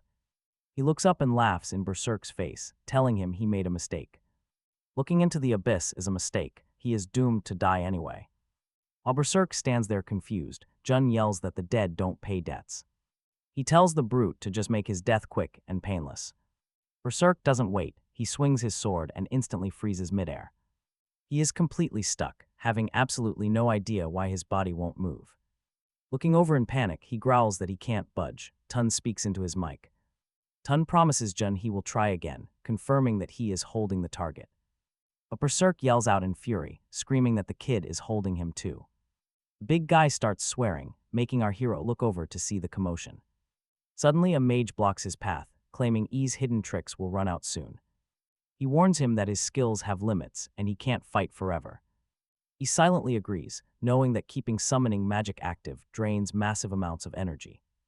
Having summoned that clone earlier, his mana reserves are running dangerously low right now. Plus, keeping those spiders active constantly eats away at his remaining power.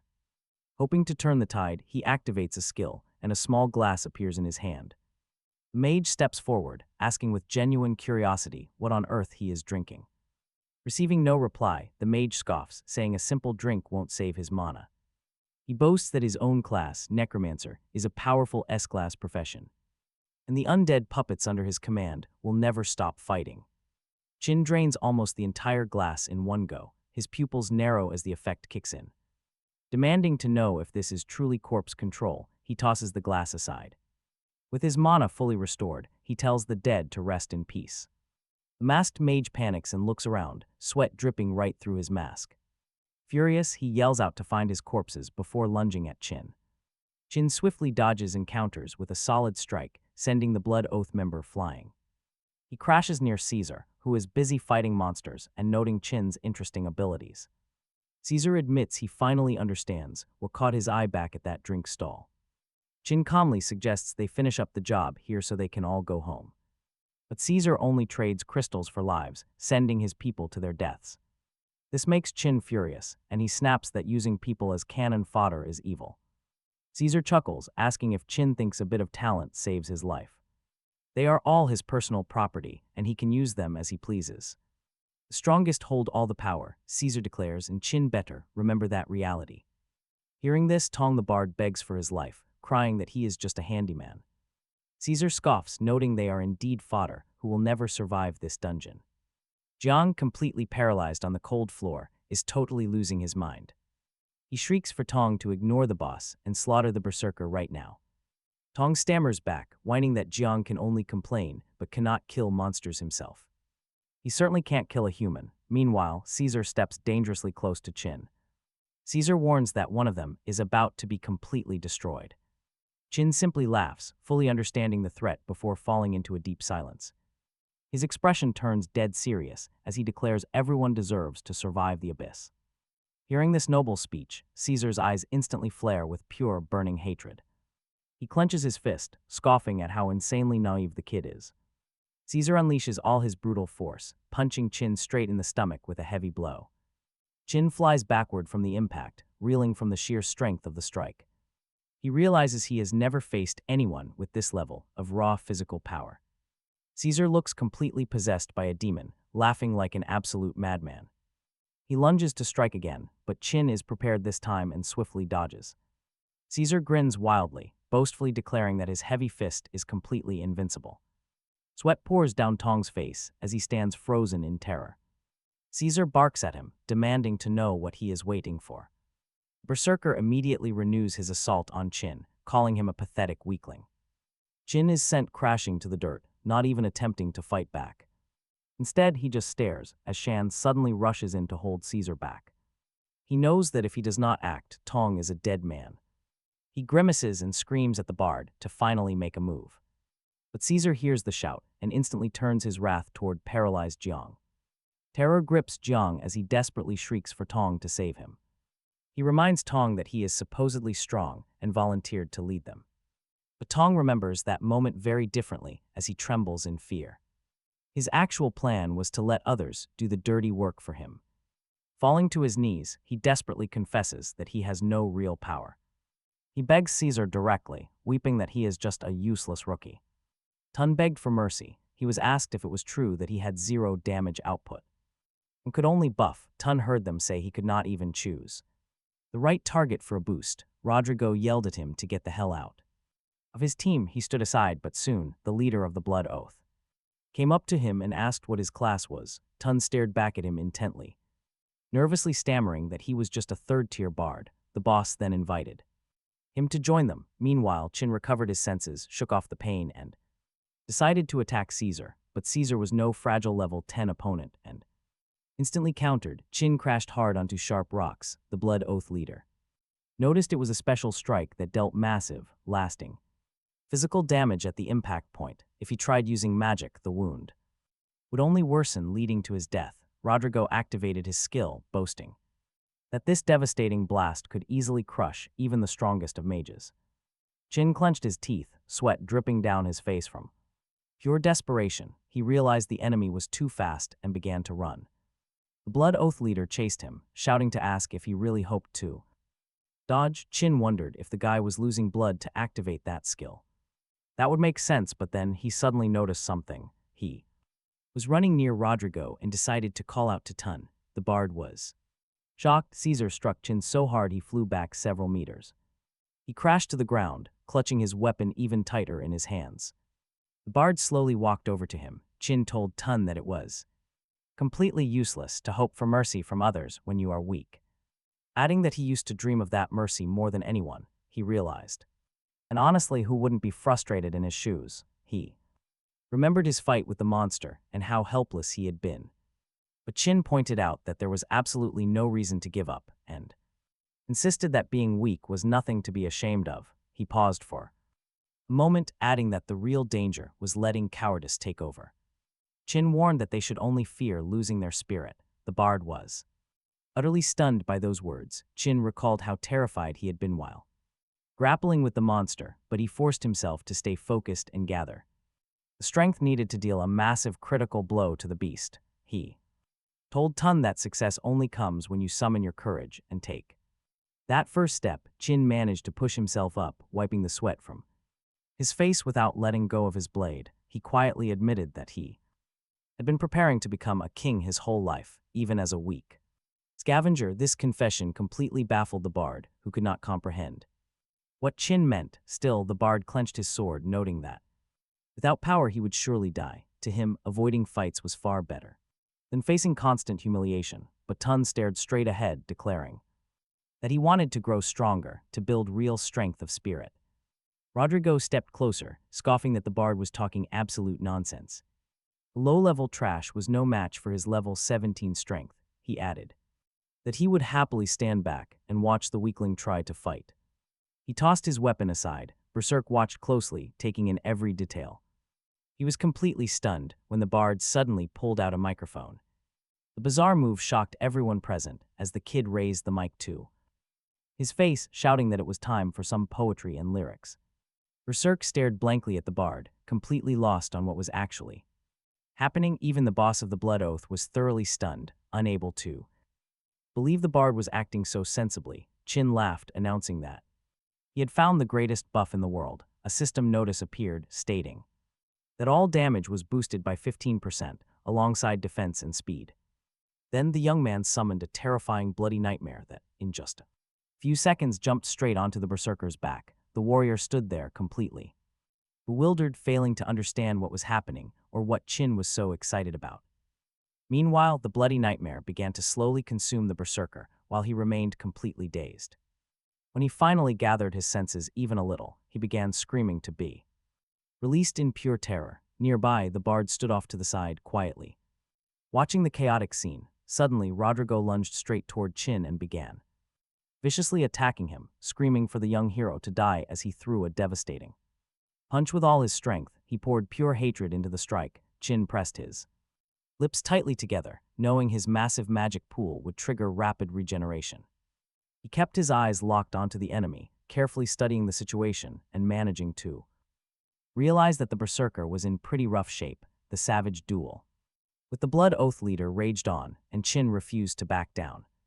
He lunged at Caesar once more, leaving the boss highly confused about his armor, wondering why a simple dagger was able to pierce his defenses. The boss realized that blood splatters completely bypassed defense, yet Rodrigo's martial arts were still making him sweat. The young man realized he had to finish this grueling battle as quickly as possible. Caesar grimaced, his pupils suddenly narrowing to tiny dots as he found this sudden turn of events to be pretty interesting.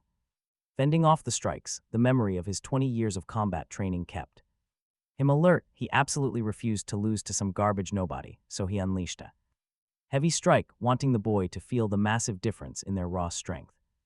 Rodrigo struck once again, keeping in mind that anyone with high-tier martial arts skills could easily evolve their class into a king of destruction or a street fighter. The fierce battle raged on, even though Chin was taking serious damage. He stubbornly weathered the attacks. The young hero clenched his teeth, glaring at his opponent with intense anger, his pupils narrowing with hatred. The Blood Oath boss declared that he absolutely despised weakness, focusing his entire mind and power on pure brutal force. Ignoring the taunt, Chin leaped high into the air, unleashing a sudden heaven-shattering punch. Standing nearby, the bard watched the unfolding clash.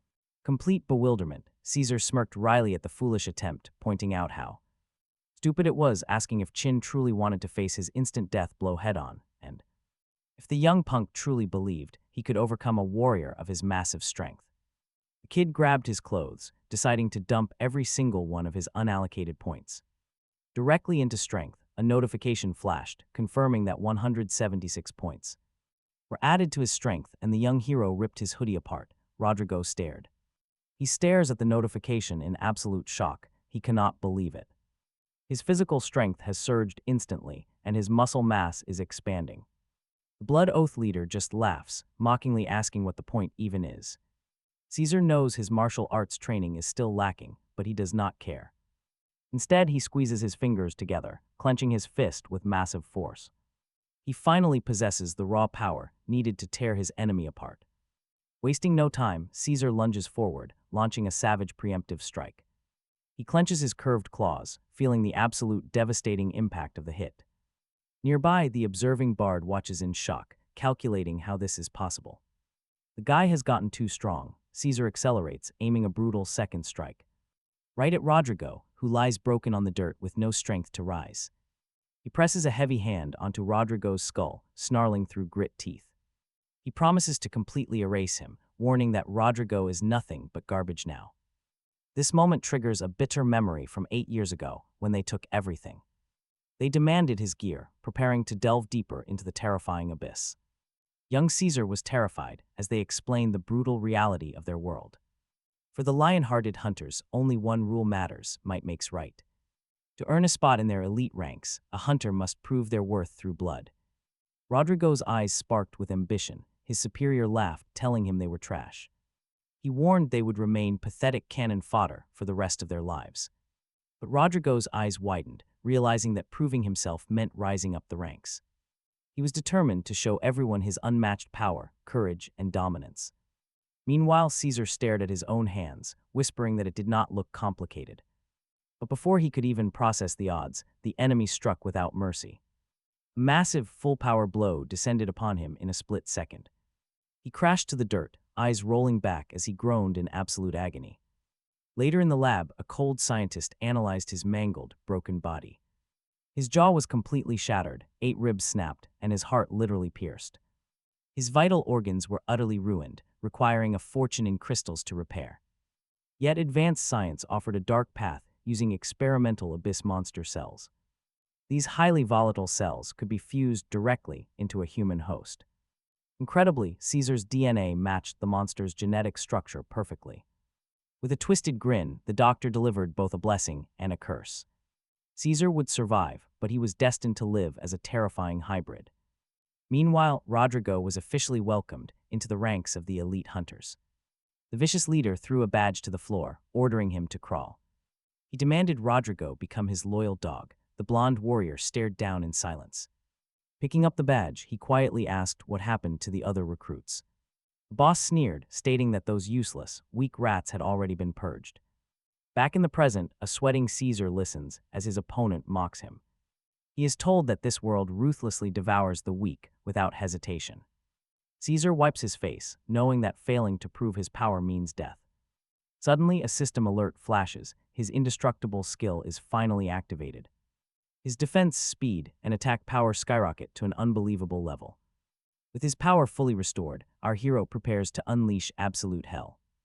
The young man strikes with all his might, hitting with pure hatred as sparks and lightning fly from his hand. He explains that magic crystals hold rich, bubbling energy. This bubbling magical power is especially strong during the red blood moon. His face twisting, Rodrigo boasts that thanks to his transplanted monster organs, he can also draw energy directly from these powerful magic crystals. Baring his terrifying teeth, he claims he can briefly surpass an abyss boss. A system screen suddenly flashes, revealing that the true abyss boss, Rodrigo Caesar, has been detected, but the next alert warns that his berserk state has expired, leaving him completely powerless for 30 seconds. Chin wonders what happened to the boss's body, cursing the terrible timing.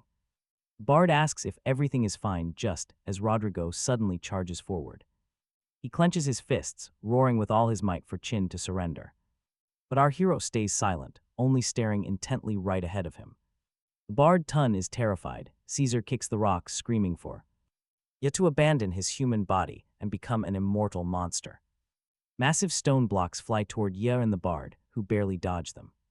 The Blood Oath boss raises his hands, shouting that he accepts the price of this power. Red horns sprout as his eyes burn with fire.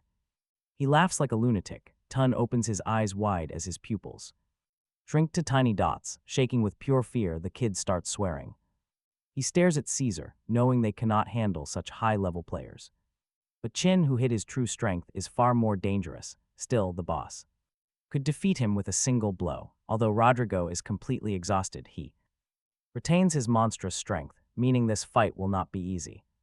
Caesar's face grows even more terrifying. Laughing, he realizes he must show his monstrous, ugly form to gain power. The Bard notes how hideous the blonde brute looks. Caesar sneers that the kid failed his mission.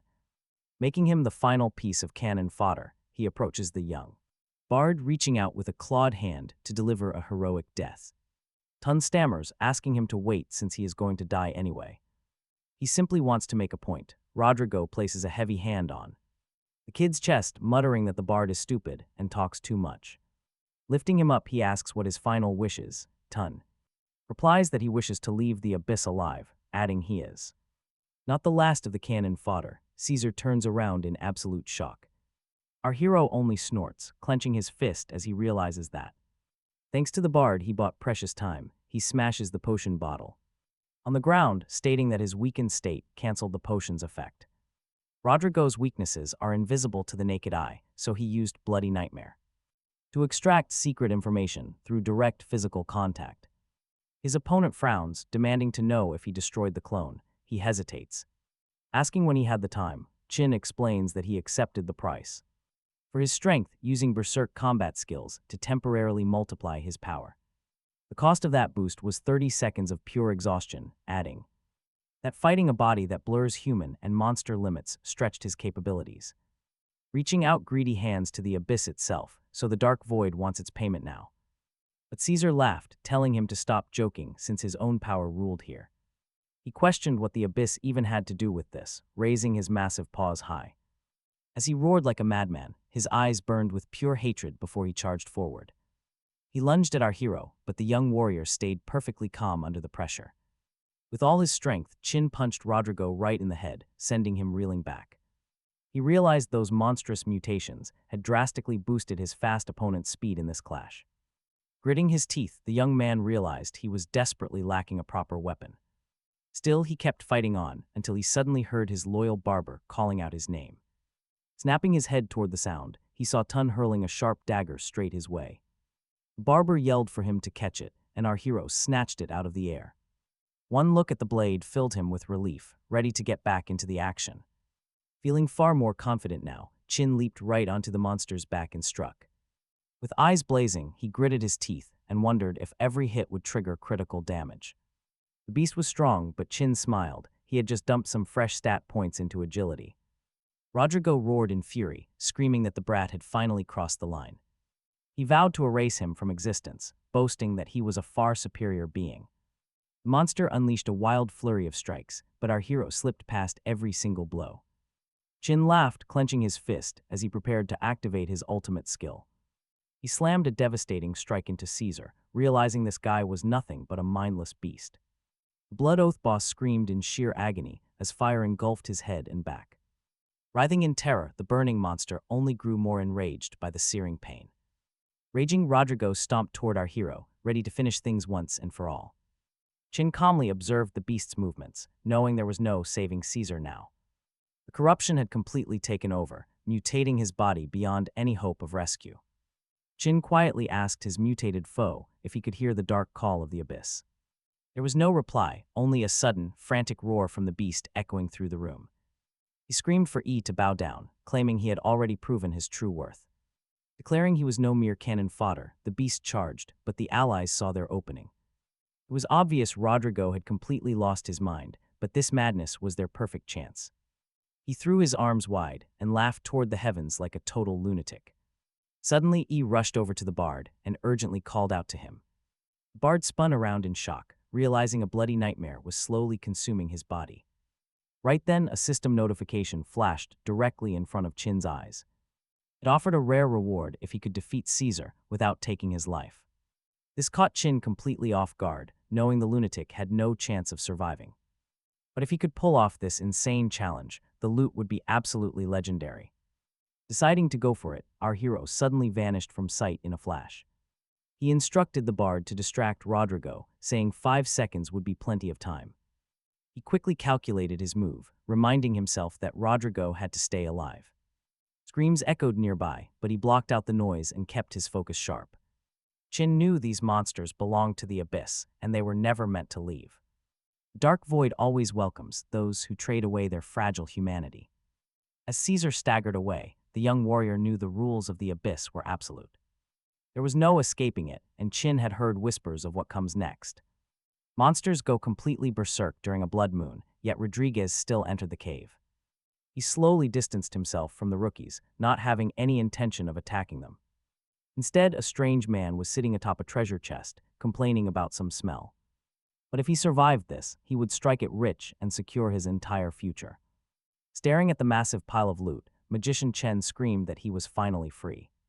With maxed out skills in his new life, he felt on top of the world. But right behind his back, the terrifying leader of the Blood Oath Guild was creeping closer. The wizard was so incredibly thrilled that he did not hear the threat approaching him. And that threat was Caesar. The warrior dropped to his knees, begging Chin for leadership. He swore to stay loyal forever, which only made Chin break out in cold sweat. Nervously wiping his brow, Chin muttered that he really was not that cool. The loyal bard Tun smiled, knowing Chin had the heart of a true king. He quietly decided right then that he would follow Chin to the very end. Chin sighed, confessing he was only acting tough in front of everyone back then. In hindsight, it felt incredibly embarrassing, but the bard insisted it was genuinely awesome. Listening to Chin made Tun realize that his friend actually had worthy goals. Chin asked what Tun wanted, and the bard quickly shifted the focus back. He happily claimed his only goal was to provide the ultimate support for Chin. While Chin had absolutely no memory of this, Tun puffed out his chest proudly. He loudly declared that he was going to become the literal king of support. Chin stared at him, thinking about Tun's terrible agility of 2 and luck of 1. Surviving a real battle was a miracle, and further encouragement might only hurt him. Bard eagerly asked Chin to just imagine them as a perfect duo. With Chin leading the charge, Tun would cover him with buffs from behind. But Chin cut him off, making it clear he had a different plan. He flatly refused to let him enter the abyss. Tun froze in shock. Sweating nervously, the bard stammered, asking why his leader made that decision. Chin knew that while Tun could strengthen allies, he was completely defenseless himself. Playing support in a high-level dungeon was just too dangerous for him. He simply did not want his friend to risk his life out there. Chin showed him his savings, begging him to promise to stay away from the abyss. The young bard bit his lip in frustration, clearly hurt by the truth. He quietly muttered that he understood, but then suddenly screamed out in anger. He refused to live like trash, and he certainly did not want to die useless. Chin smiled softly, realizing the burning determination in the kid's eyes was real. Yet if Tun could not even protect himself, how could he help others? Chin then recalled something and pointed toward the weapon in Tun's hands. He noted that a bard should hold a microphone along with Lai's sword. He explained that a proper bard needs a balance of physical and magical strength. They deal damage directly, while actively weakening enemies and boosting their party. He added that if Tun was clumsy with the blade before, now was the time. This was the perfect chance to learn, and Chin would personally teach him. Tun gripped his sword tightly, lowering his head as he vowed to prove himself. Crystals, Shin smiled, telling the bard to give them to the families of Lai and Laju since they would easily earn more in the future. The young man. He smiles, tossing his sword over his shoulder. He promises to get it done. Meanwhile, 3 figures stand right by the portal entrance, staring ahead in dead silence. One of them explains that after the Blood Red Moon crisis, an elite squad went in. An elite S-rank squad was deployed to purge every single demon from the Dark Abyss. But instead, they only discovered the lifeless, infected remains of the Blood Oath squad. They had to be neutralized, plus, they found other unidentified bodies. One of them was an acquaintance, prompting the leader to ask who. Handing over the files, the girl reveals it was their assassin, Lao Chen. He was the assassin they set up during that massive abyss invasion. And get this, he was discovered wearing top-notch combat gear. She assumes Lao Chen fought the mutated Caesar, but ultimately lost the battle. A total wild card, she calls it an unexpected variable in their plan. Leader questions this. She confirms Lao Chen was the only survivor there. The blonde man sighs that their scheme failed, but the red-haired guy just scoffs. Caesar was a totally useless dog who failed to prove his worth. Deep inside a hospital, a desperate man hides his face and begs for forgiveness. He cries out to his father, clutching a mysterious, glowing purple key in his hands. This key is dark power. Left with no choice, he decides to use it. Immediately, a massive purple corruption spreads like wildfire across the entire building. Terrified people start running for their lives, screaming in utter confusion. Nobody knows what is happening. The man just stares, his pupils shrinking. He finally realizes the truth. Onlookers watch the unfolding nightmare in shock. They quickly realize this is a gateway opening straight to the abyss. Someone screams to call the police, but the monsters are already moving in. A young guy grabs his sister's hand. He tells her not to look back. Too late, a devastating strike from a beast blasts the two siblings apart. Their grip is shattered. They fly in opposite directions from the impact. Screaming in absolute terror, the girl desperately reaches out for her brother.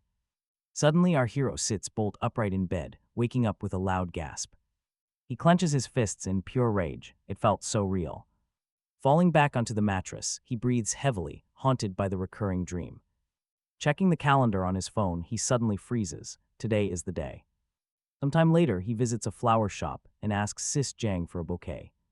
She smiles, asking if he is finally going to see his little sister. He nods. He got held up because of an unexpected meeting earlier. She tells him how lucky his sister is to have a brother like Yi. She also loves his new haircut, which he got after meeting Uncle Jun. Taking the flowers, Yi kindly offers to help her out around the shop. But as they step outside, they are greeted by a swarm of sirens. Sis Jiang notices that all the police cars are rushing toward the hospital. He immediately tenses up. Wasting no time, he rushes over there at full speed. Moments later, he arrives at the scene, right in front of the portal. He overhears the police frantically shouting orders to lock down the entire area. He is completely stunned. How could an abyss gate suddenly open right here? He halts near an officer who is desperately trying to control the crowd. Officer, the cop spun around, explaining that civilians were ordered to evacuate, adding that the passage was completely blocked. When he spotted Qin, he froze entirely.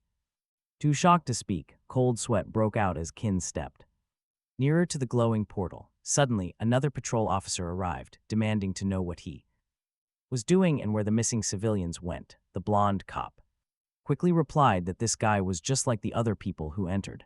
They could not stop them. Qin suddenly shot forward, desperately shouting for Xiaoju to wait there. For him, promising he would not be late. This gate had apparently created a massive pocket dimension inside, far larger than the entire building. Just like before, Qin checked his surroundings, finding an empty room where an elite squad of changelings had already cleared the area before he arrived. The hero picked up a stray vial from the ground, realizing this rare liquid was definitely not meant for ordinary changelings, meaning they were highly dangerous. Our hero realized right away that the large container held none other than a mana recovery potion. A system screen flashed, explaining that this special brew instantly restores 85% of mana, while completely wiping away all feelings of fatigue and cutting skill costs. Qin decided to search for Xiaoju alone. This meant his energy drain would be absolutely massive, so he had to be ready for anything. Before long, the young man came to a halt near a fork, completely unsure which path to take, so he activated his unique skill. The observation eye, an ominous system prompt, warned him that he could never return once he chose a path, and he realized he had to choose a single direction. He deliberately chose a completely different route than the rescue team. He observed that this vast abyss was completely endless, and he did not know how long it would take to reach the end. Blindly exploring every single offshoot was the worst idea. He realized there was simply no time left to overthink things. Since ordinary people wouldn't survive long, he had to act fast. Qin ran forward, noting that this clean, red path meant he was the first person to step. Here, turning around with sweat rolling down his face, he realized with absolute dread that the path behind him was completely swallowed by darkness. There was simply no way for him to return. A strange device materialized in his hand as he recalled having seen its unique power before. If he used it inside this twisting maze, he could easily mark every location he visited. A system prompt confirmed he had successfully activated the Eye of Argus. Kin requested the map, but a system warning flashed, alerting him that it was impossible to display maps in this uncharted region. Now he fully understood why the others had physically marked their way with their swords. His mapping device just did not work here, meaning this place was likely the legendary Rule Abyss. Staring carefully ahead, he noticed a thick, dark maroon sludge spreading quickly across the floor. Assuming it was a trap room, Kin tightly gripped his weapon, both hands listening intently. He could not hear any gears or mechanical triggers at all, meaning it was safe. Suddenly, a beast materialized behind his back, but Kin kept looking straight ahead, noting that the abyss was incredibly quiet. The beast had silently crept up on him, already raising its massive weapon to strike. Suddenly, Kin sensed the threat and managed to dodge at the absolute last moment. A prompt flashed, warning him that his attacks were completely useless against it. Shin gripped his dagger tighter, wondering if the beast had absolute physical immunity. The beast grew completely enraged, its glowing eyes burning with intense hatred. It roared, making Shin grit his teeth as a system notification flashed before him. The alert warned him of a temporary deafness status, heavily dulling his sensory perception. Realizing his senses were dull, Shin stared at the beast and cursed his own recklessness. He had seriously underestimated this dungeon. Squinting, Shin tried to focus his blurry vision. This was definitely a rule-based monster, a rare threat that sparked a memory from a dangerous encounter he survived 3 years ago when he was still young and naive. He recalled seeing dark silhouettes in the ruins making strange, haunting sounds. They looked like small statues, but closer inspection nearly made his heart stop from terror. Shaking it off, the boy kept gathering crystals, convincing himself they were just harmless stone statues. He kept gathering the valuable loot, determined not to waste any. But the moment he turned his head back, his heart skipped a beat. They were not simple stone carvings at all, but living monsters with glowing red eyes. Shin wondered if his mind was playing tricks, since they looked like ordinary rocks before. Suddenly, a mysterious kid approached, warning him never to turn around or break eye contact. If he stared at them, he must not blink, because these were demonic weeping statues. This chilling revelation made Shin feel incredibly uneasy. Suddenly, the kid in yellow clothes screamed at him to stay still. Cold sweat began to drip down Shin's tense face. The kid quickly explained that these demons follow a strict, terrifying set of rules. They only strike when confronted directly, freezing in place when you lock eyes with them. The kid added that weeping statues only move when they are out of sight. If Shin averted his gaze for even a second, they would pounce at super speed. That was their signature method of killing. Terrified, Shin asked what to do next. The boy told him to follow his lead and slowly step back without blinking. Shin quietly signaled his agreement, beginning to back away step by agonizing step. He carefully backed away, but in his panic, his foot suddenly slipped. Shin lost his balance and fell, scattering his hard-earned crystals across the stone floor. His companion panicked as the demonic statues began to twitch and move. The weeping monsters clacked their massive jaws, ready to tear them to shreds.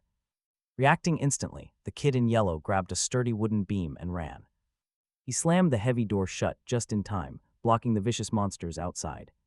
Safe for now, Shin collapsed onto the cold floor, laughing in pure, breathless relief. He admitted he would have been dead without the boy's quick and heroic thinking.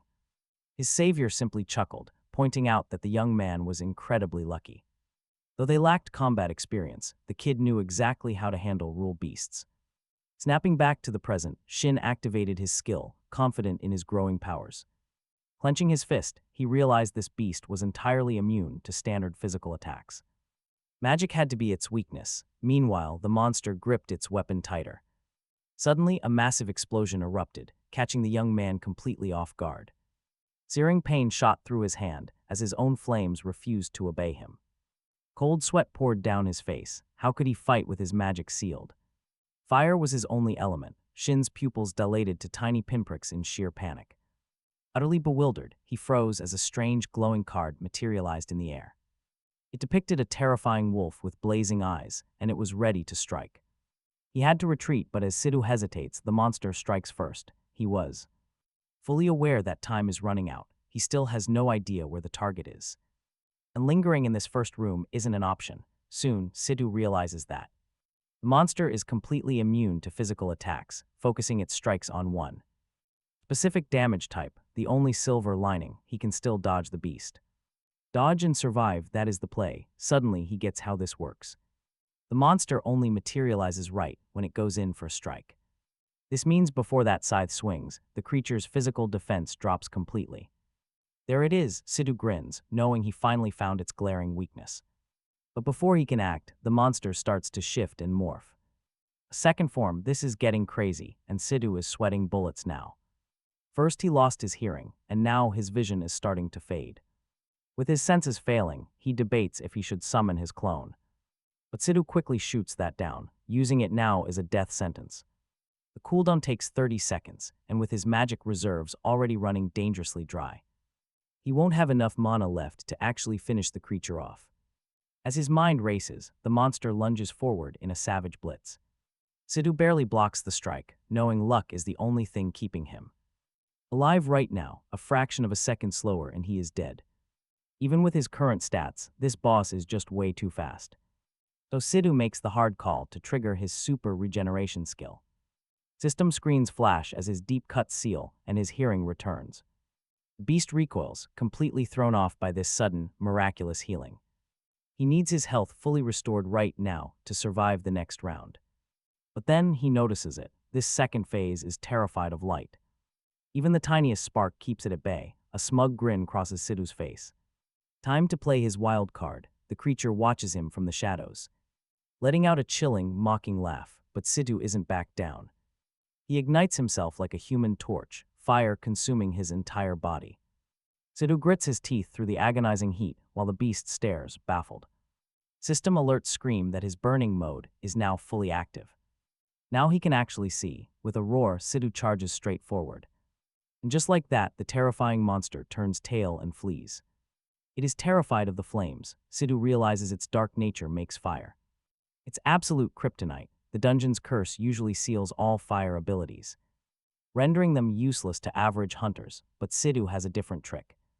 A card depicting a monstrous wolf materializes before him, Soljerk.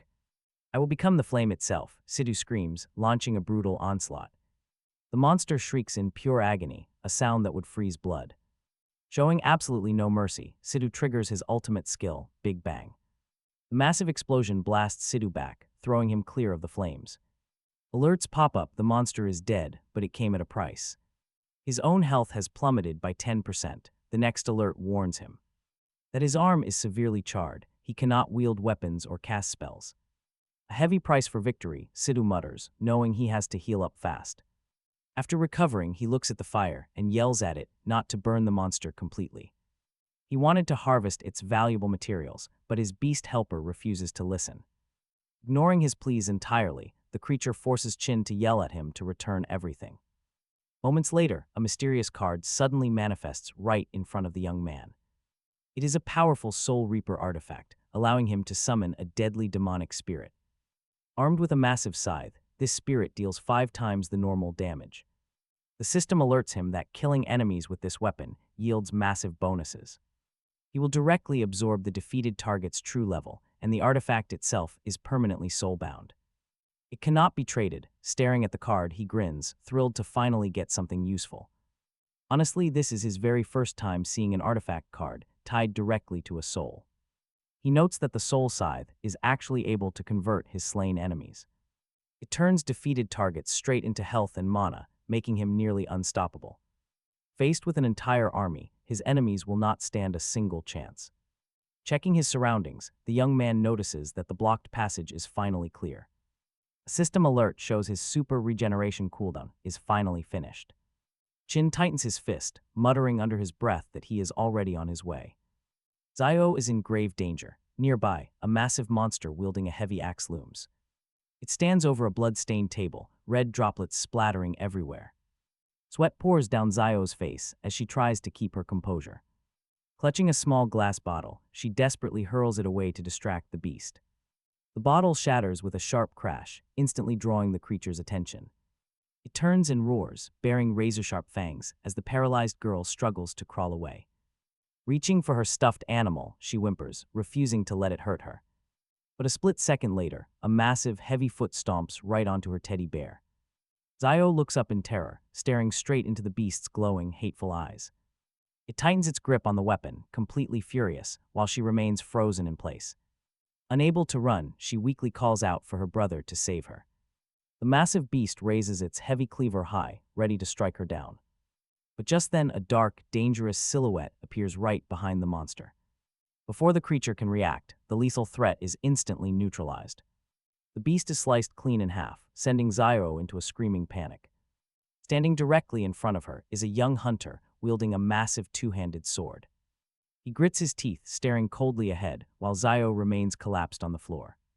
She gazes up at her savior, realizing a powerful hunter just saved her life. The boy rests his heavy blade on his shoulder and starts walking away. Zio crawls forward as fast as she can, begging him to rescue her from this place. He glances back, warning her that following him will only lead to certain death. Gritting her teeth, she insists she must survive for the sake of her little brother. It all goes back to a solemn promise they made 7 years ago. Back then, doctors said her spinal cord was ruined and she would never walk again. At best, she could only move her upper body, leaving the young boy staring in disbelief. He desperately asked the doctor if his sister would ever stand on her own feet again. The medical diagnosis was cold and final, stating her paralysis was completely incurable. Chin squeezed his fists, demanding to know if there was any hope left for her. He begged for any treatment, but the doctor only gave a grim response. Science is completely useless here, but he's heard of cases where even the blind can see again. Deep inside the abyss, people are cured of incurable diseases. Our young hero wonders if the abyss holds a miraculous cure that can save his sick sister. But the doctor cuts his hopes short. Only professionals can enter. If an ordinary guy like him goes down there, he'll die, plain and simple. The physician tells him to face reality, especially with the towering costs of her treatment. Rising from his seat, the boy repeatedly promises himself that he will find the money. The doctor leads him out, promising to help as much as possible. But there's a major catch: hospital bills must be paid strictly on time. Shin promises to cover the bills immediately before walking away. As he walks forward, the hospital nurses immediately begin whispering rumors right behind his back. They whisper about how both of Shin's parents tragically lost their lives earlier today. His little sister was left crippled. Now, the poor boy is completely alone. Shaking off the gloom, Shin opens the door to her hospital room with a warm smile. Shio opens her eyes wide, genuinely surprised to see her beloved brother standing there. Sitting gently on her bedside, he tells her about his discussion with the doctor. Then he casually mentions that he is planning to go to a place called the Abyss. The worried girl looks closely at her brother, asking if the Abyss is actually safe. Shin flashes a reassuring smile, insisting that there is absolutely nothing to worry about. He lies that it's peaceful down there, but she knows better. Stepping away from her bed, he suddenly realizes he has forgotten a small gift. In the next moment, a cute teddy bear magically appears in his hands. Shin hands it over, joking that this little bear will protect her while he's gone. Shio tears up, shouting that he is the only family she has left in this world. She begs him not to go where all those terrifying monsters are waiting for him. Shin tries to soothe her, explaining that he secured a highly lucrative new job. Soon he'll earn enough cash to fully heal her legs so she can walk again. But Shio refuses, crying out that she would rather remain in her wheelchair forever. She doesn't want her brother sacrificing himself in such a terrifying, deadly place. It is then that our young hero promises her that he will never take risks. Later, Shio tells the hunter that if she stays behind, her brother will go instead. He'll risk everything. He will dive straight into the abyss for her sake. She refuses to let him endanger himself, meaning she has to survive on her own. Surprised by her sheer determination, the swordsman lifts the girl into her wheelchair. But he warns her coldly that if monsters attack, he won't be protecting her. Glancing down nervously, Shio spins the wheels and sighs in relief that they are intact. The hunter bluntly repeats that she isn't his client, so her survival is on her. Shio nods quietly. She promises that she won't get in his way. Staring straight ahead, the warrior introduces himself as Ming, a user of giant two-handed swords. Moving through the dark corridor, Ming reflects on his past days working as a scavenger. He's seen high-tier potions that can completely regenerate lost limbs and cure fatal wounds. They can easily fix flesh ruined by beasts, but the rules of the abyss are strict. You cannot exceed your original biological limits, leaving him unable to cure his sister. Suddenly, Ming stops dead. A gruesome sight blocks the dark path. Several powerful warriors lie dead in front of him, slaughtered in a brutal clash. A brutal battle took place here, and the monsters clearly out-leveled the warriors. They were likely wiped out by a pack of beasts. He looked ahead to scan the area. No living demons were in sight, making him think some survivors had managed to escape. Spotting a massive monster carcass, the young man approached to inspect it closely. It was hacked to pieces by a sword, but his eye of discernment found nothing of value. He realized the victims lacked speed and strategy, relying only on brainless brute force. He chuckled to himself, knowing he was on a completely different level than these dead players. He was far stronger than those ordinary class changers, an absolute. Immortal beast. Soon, Men and Chin's sister walked forward under glowing stars. With yellow stars glowing above, they suddenly came under a fierce ambush. A hostile group began attacking the greatsword hunter, who simply lowered his head. He did not utter a single sound, even as new wounds opened across his body.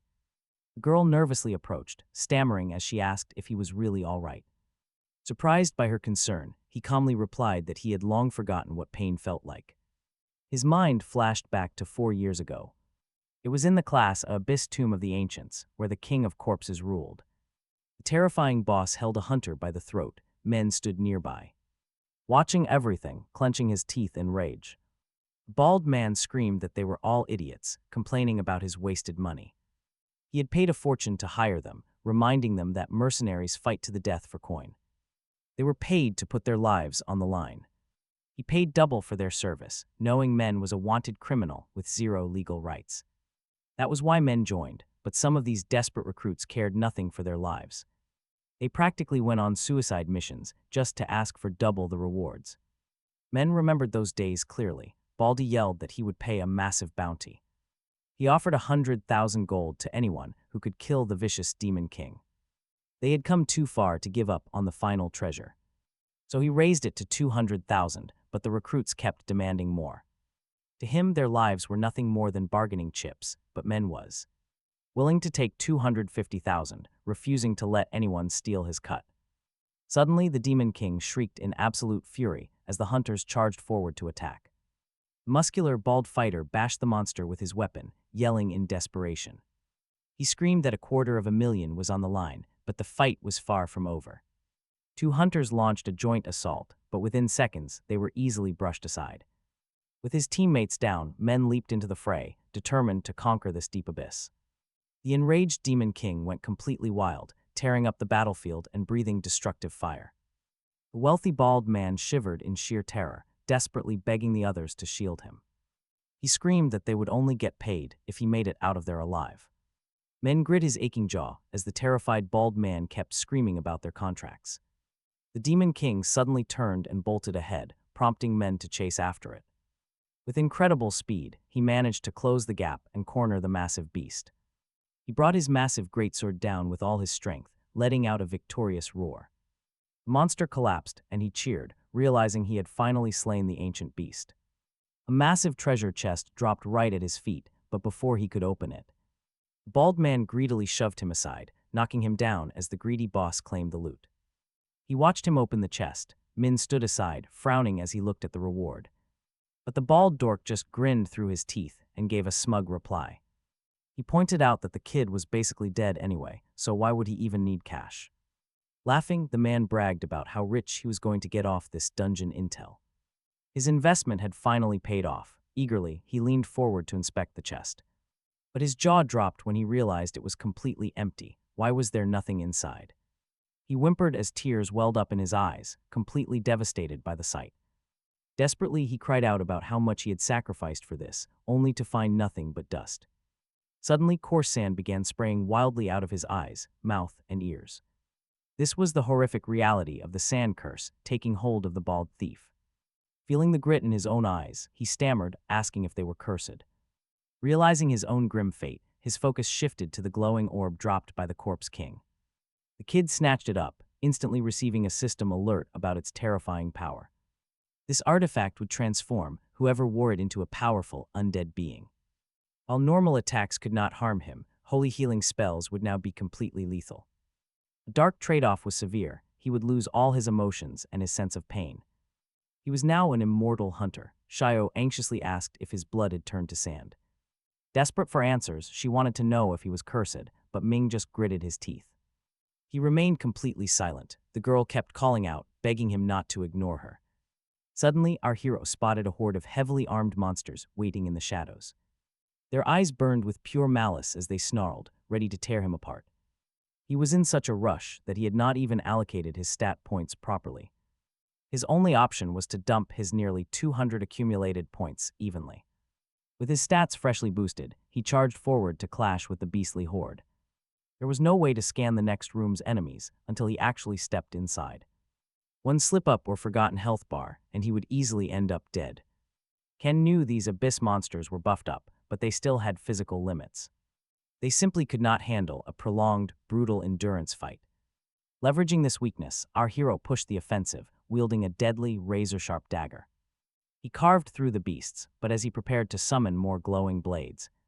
But he suddenly noticed his mana pool had plummeted below 5%. Cursing his luck, he realized he could no longer rely on his high-tier skills. But the monsters were not going to wait around for his mana to recover. Without magic, the young man clenched his fists, bracing himself as he heard more growls nearby. Their numbers were rapidly multiplying, completely surrounding him in the dark corridor. After 4 grueling back-to-back battles, he was running completely on empty. With his mana depleted and standard healing potions gone, things were looking grim. Only a few unstable potions harvested from the abyss remained in his inventory. He decided to hold off, saving those risky elixirs for an absolute life-or-death crisis. Sprinting forward, he lunged at a massive beast and wrapped his arms around its throat. With raw strength, he squeezed until the giant monster's neck snapped cleanly under the pressure. The headless torso slammed heavily onto the stone floor, echoing through the chamber. Moments later, a rare artifact card materialized right inside his blood-stained palm. The system identified it as the Soul Reaper sickle, but he was far from thrilled. He knew this weapon carried a nasty curse that made it highly dangerous to use. He really hoped his Harvest of Despair skill would trigger a recovery effect, especially since his Soul Reaper sickle was busy fighting off a massive horde. Suddenly, a system notification popped up. The sickle's special effect had activated, rapidly restoring his health and mana. Chin frowned. Finally, he could save his potions. No more constantly burning through super regeneration. The next alert revealed that accumulating card skills would extend their duration. Crunch, something suddenly broke under his foot. Looking down, Chin spotted a pair of goggles. Where did they come from? Suddenly, a hand reached out of a barrel. A weak voice begged, baffling Chin completely. Dripping with sweat, the stranger nervously asked if Chin had seen his glasses. Chin handed them over. He introduced himself as a research doctor named Xiang Jingshan. Terrifying monsters had suddenly swarmed the room. He was so incredibly frightened that he ran blindly into an unfamiliar area. To stay alive, he frantically hid inside. Chin studied him closely, asking if there were other survivors around. Xiang Jingshan looked completely shocked. He stammered that this massive abyss offered almost zero chance of survival. Furious, Chin grabbed his collar. He demanded to know how a doctor could talk about patients that way. In danger, everyone is selfish. Closing his eyes, he muttered that if he were strong, he wouldn't hide. He looked up. Was Chin actually here to rescue him? Glaring at him, the doctor scoffed that if Chin was sent to save him, stop complaining. He assumed the Lionheart squad had promised a massive reward for his life. Hearing that name, Chin froze. He pressed his lips together as his mind immediately flashed to Caesar. Chin remembered the Caesar system message. Defeating him would grant him a whopping 150 points. He recalled asking Tuna about that emblem.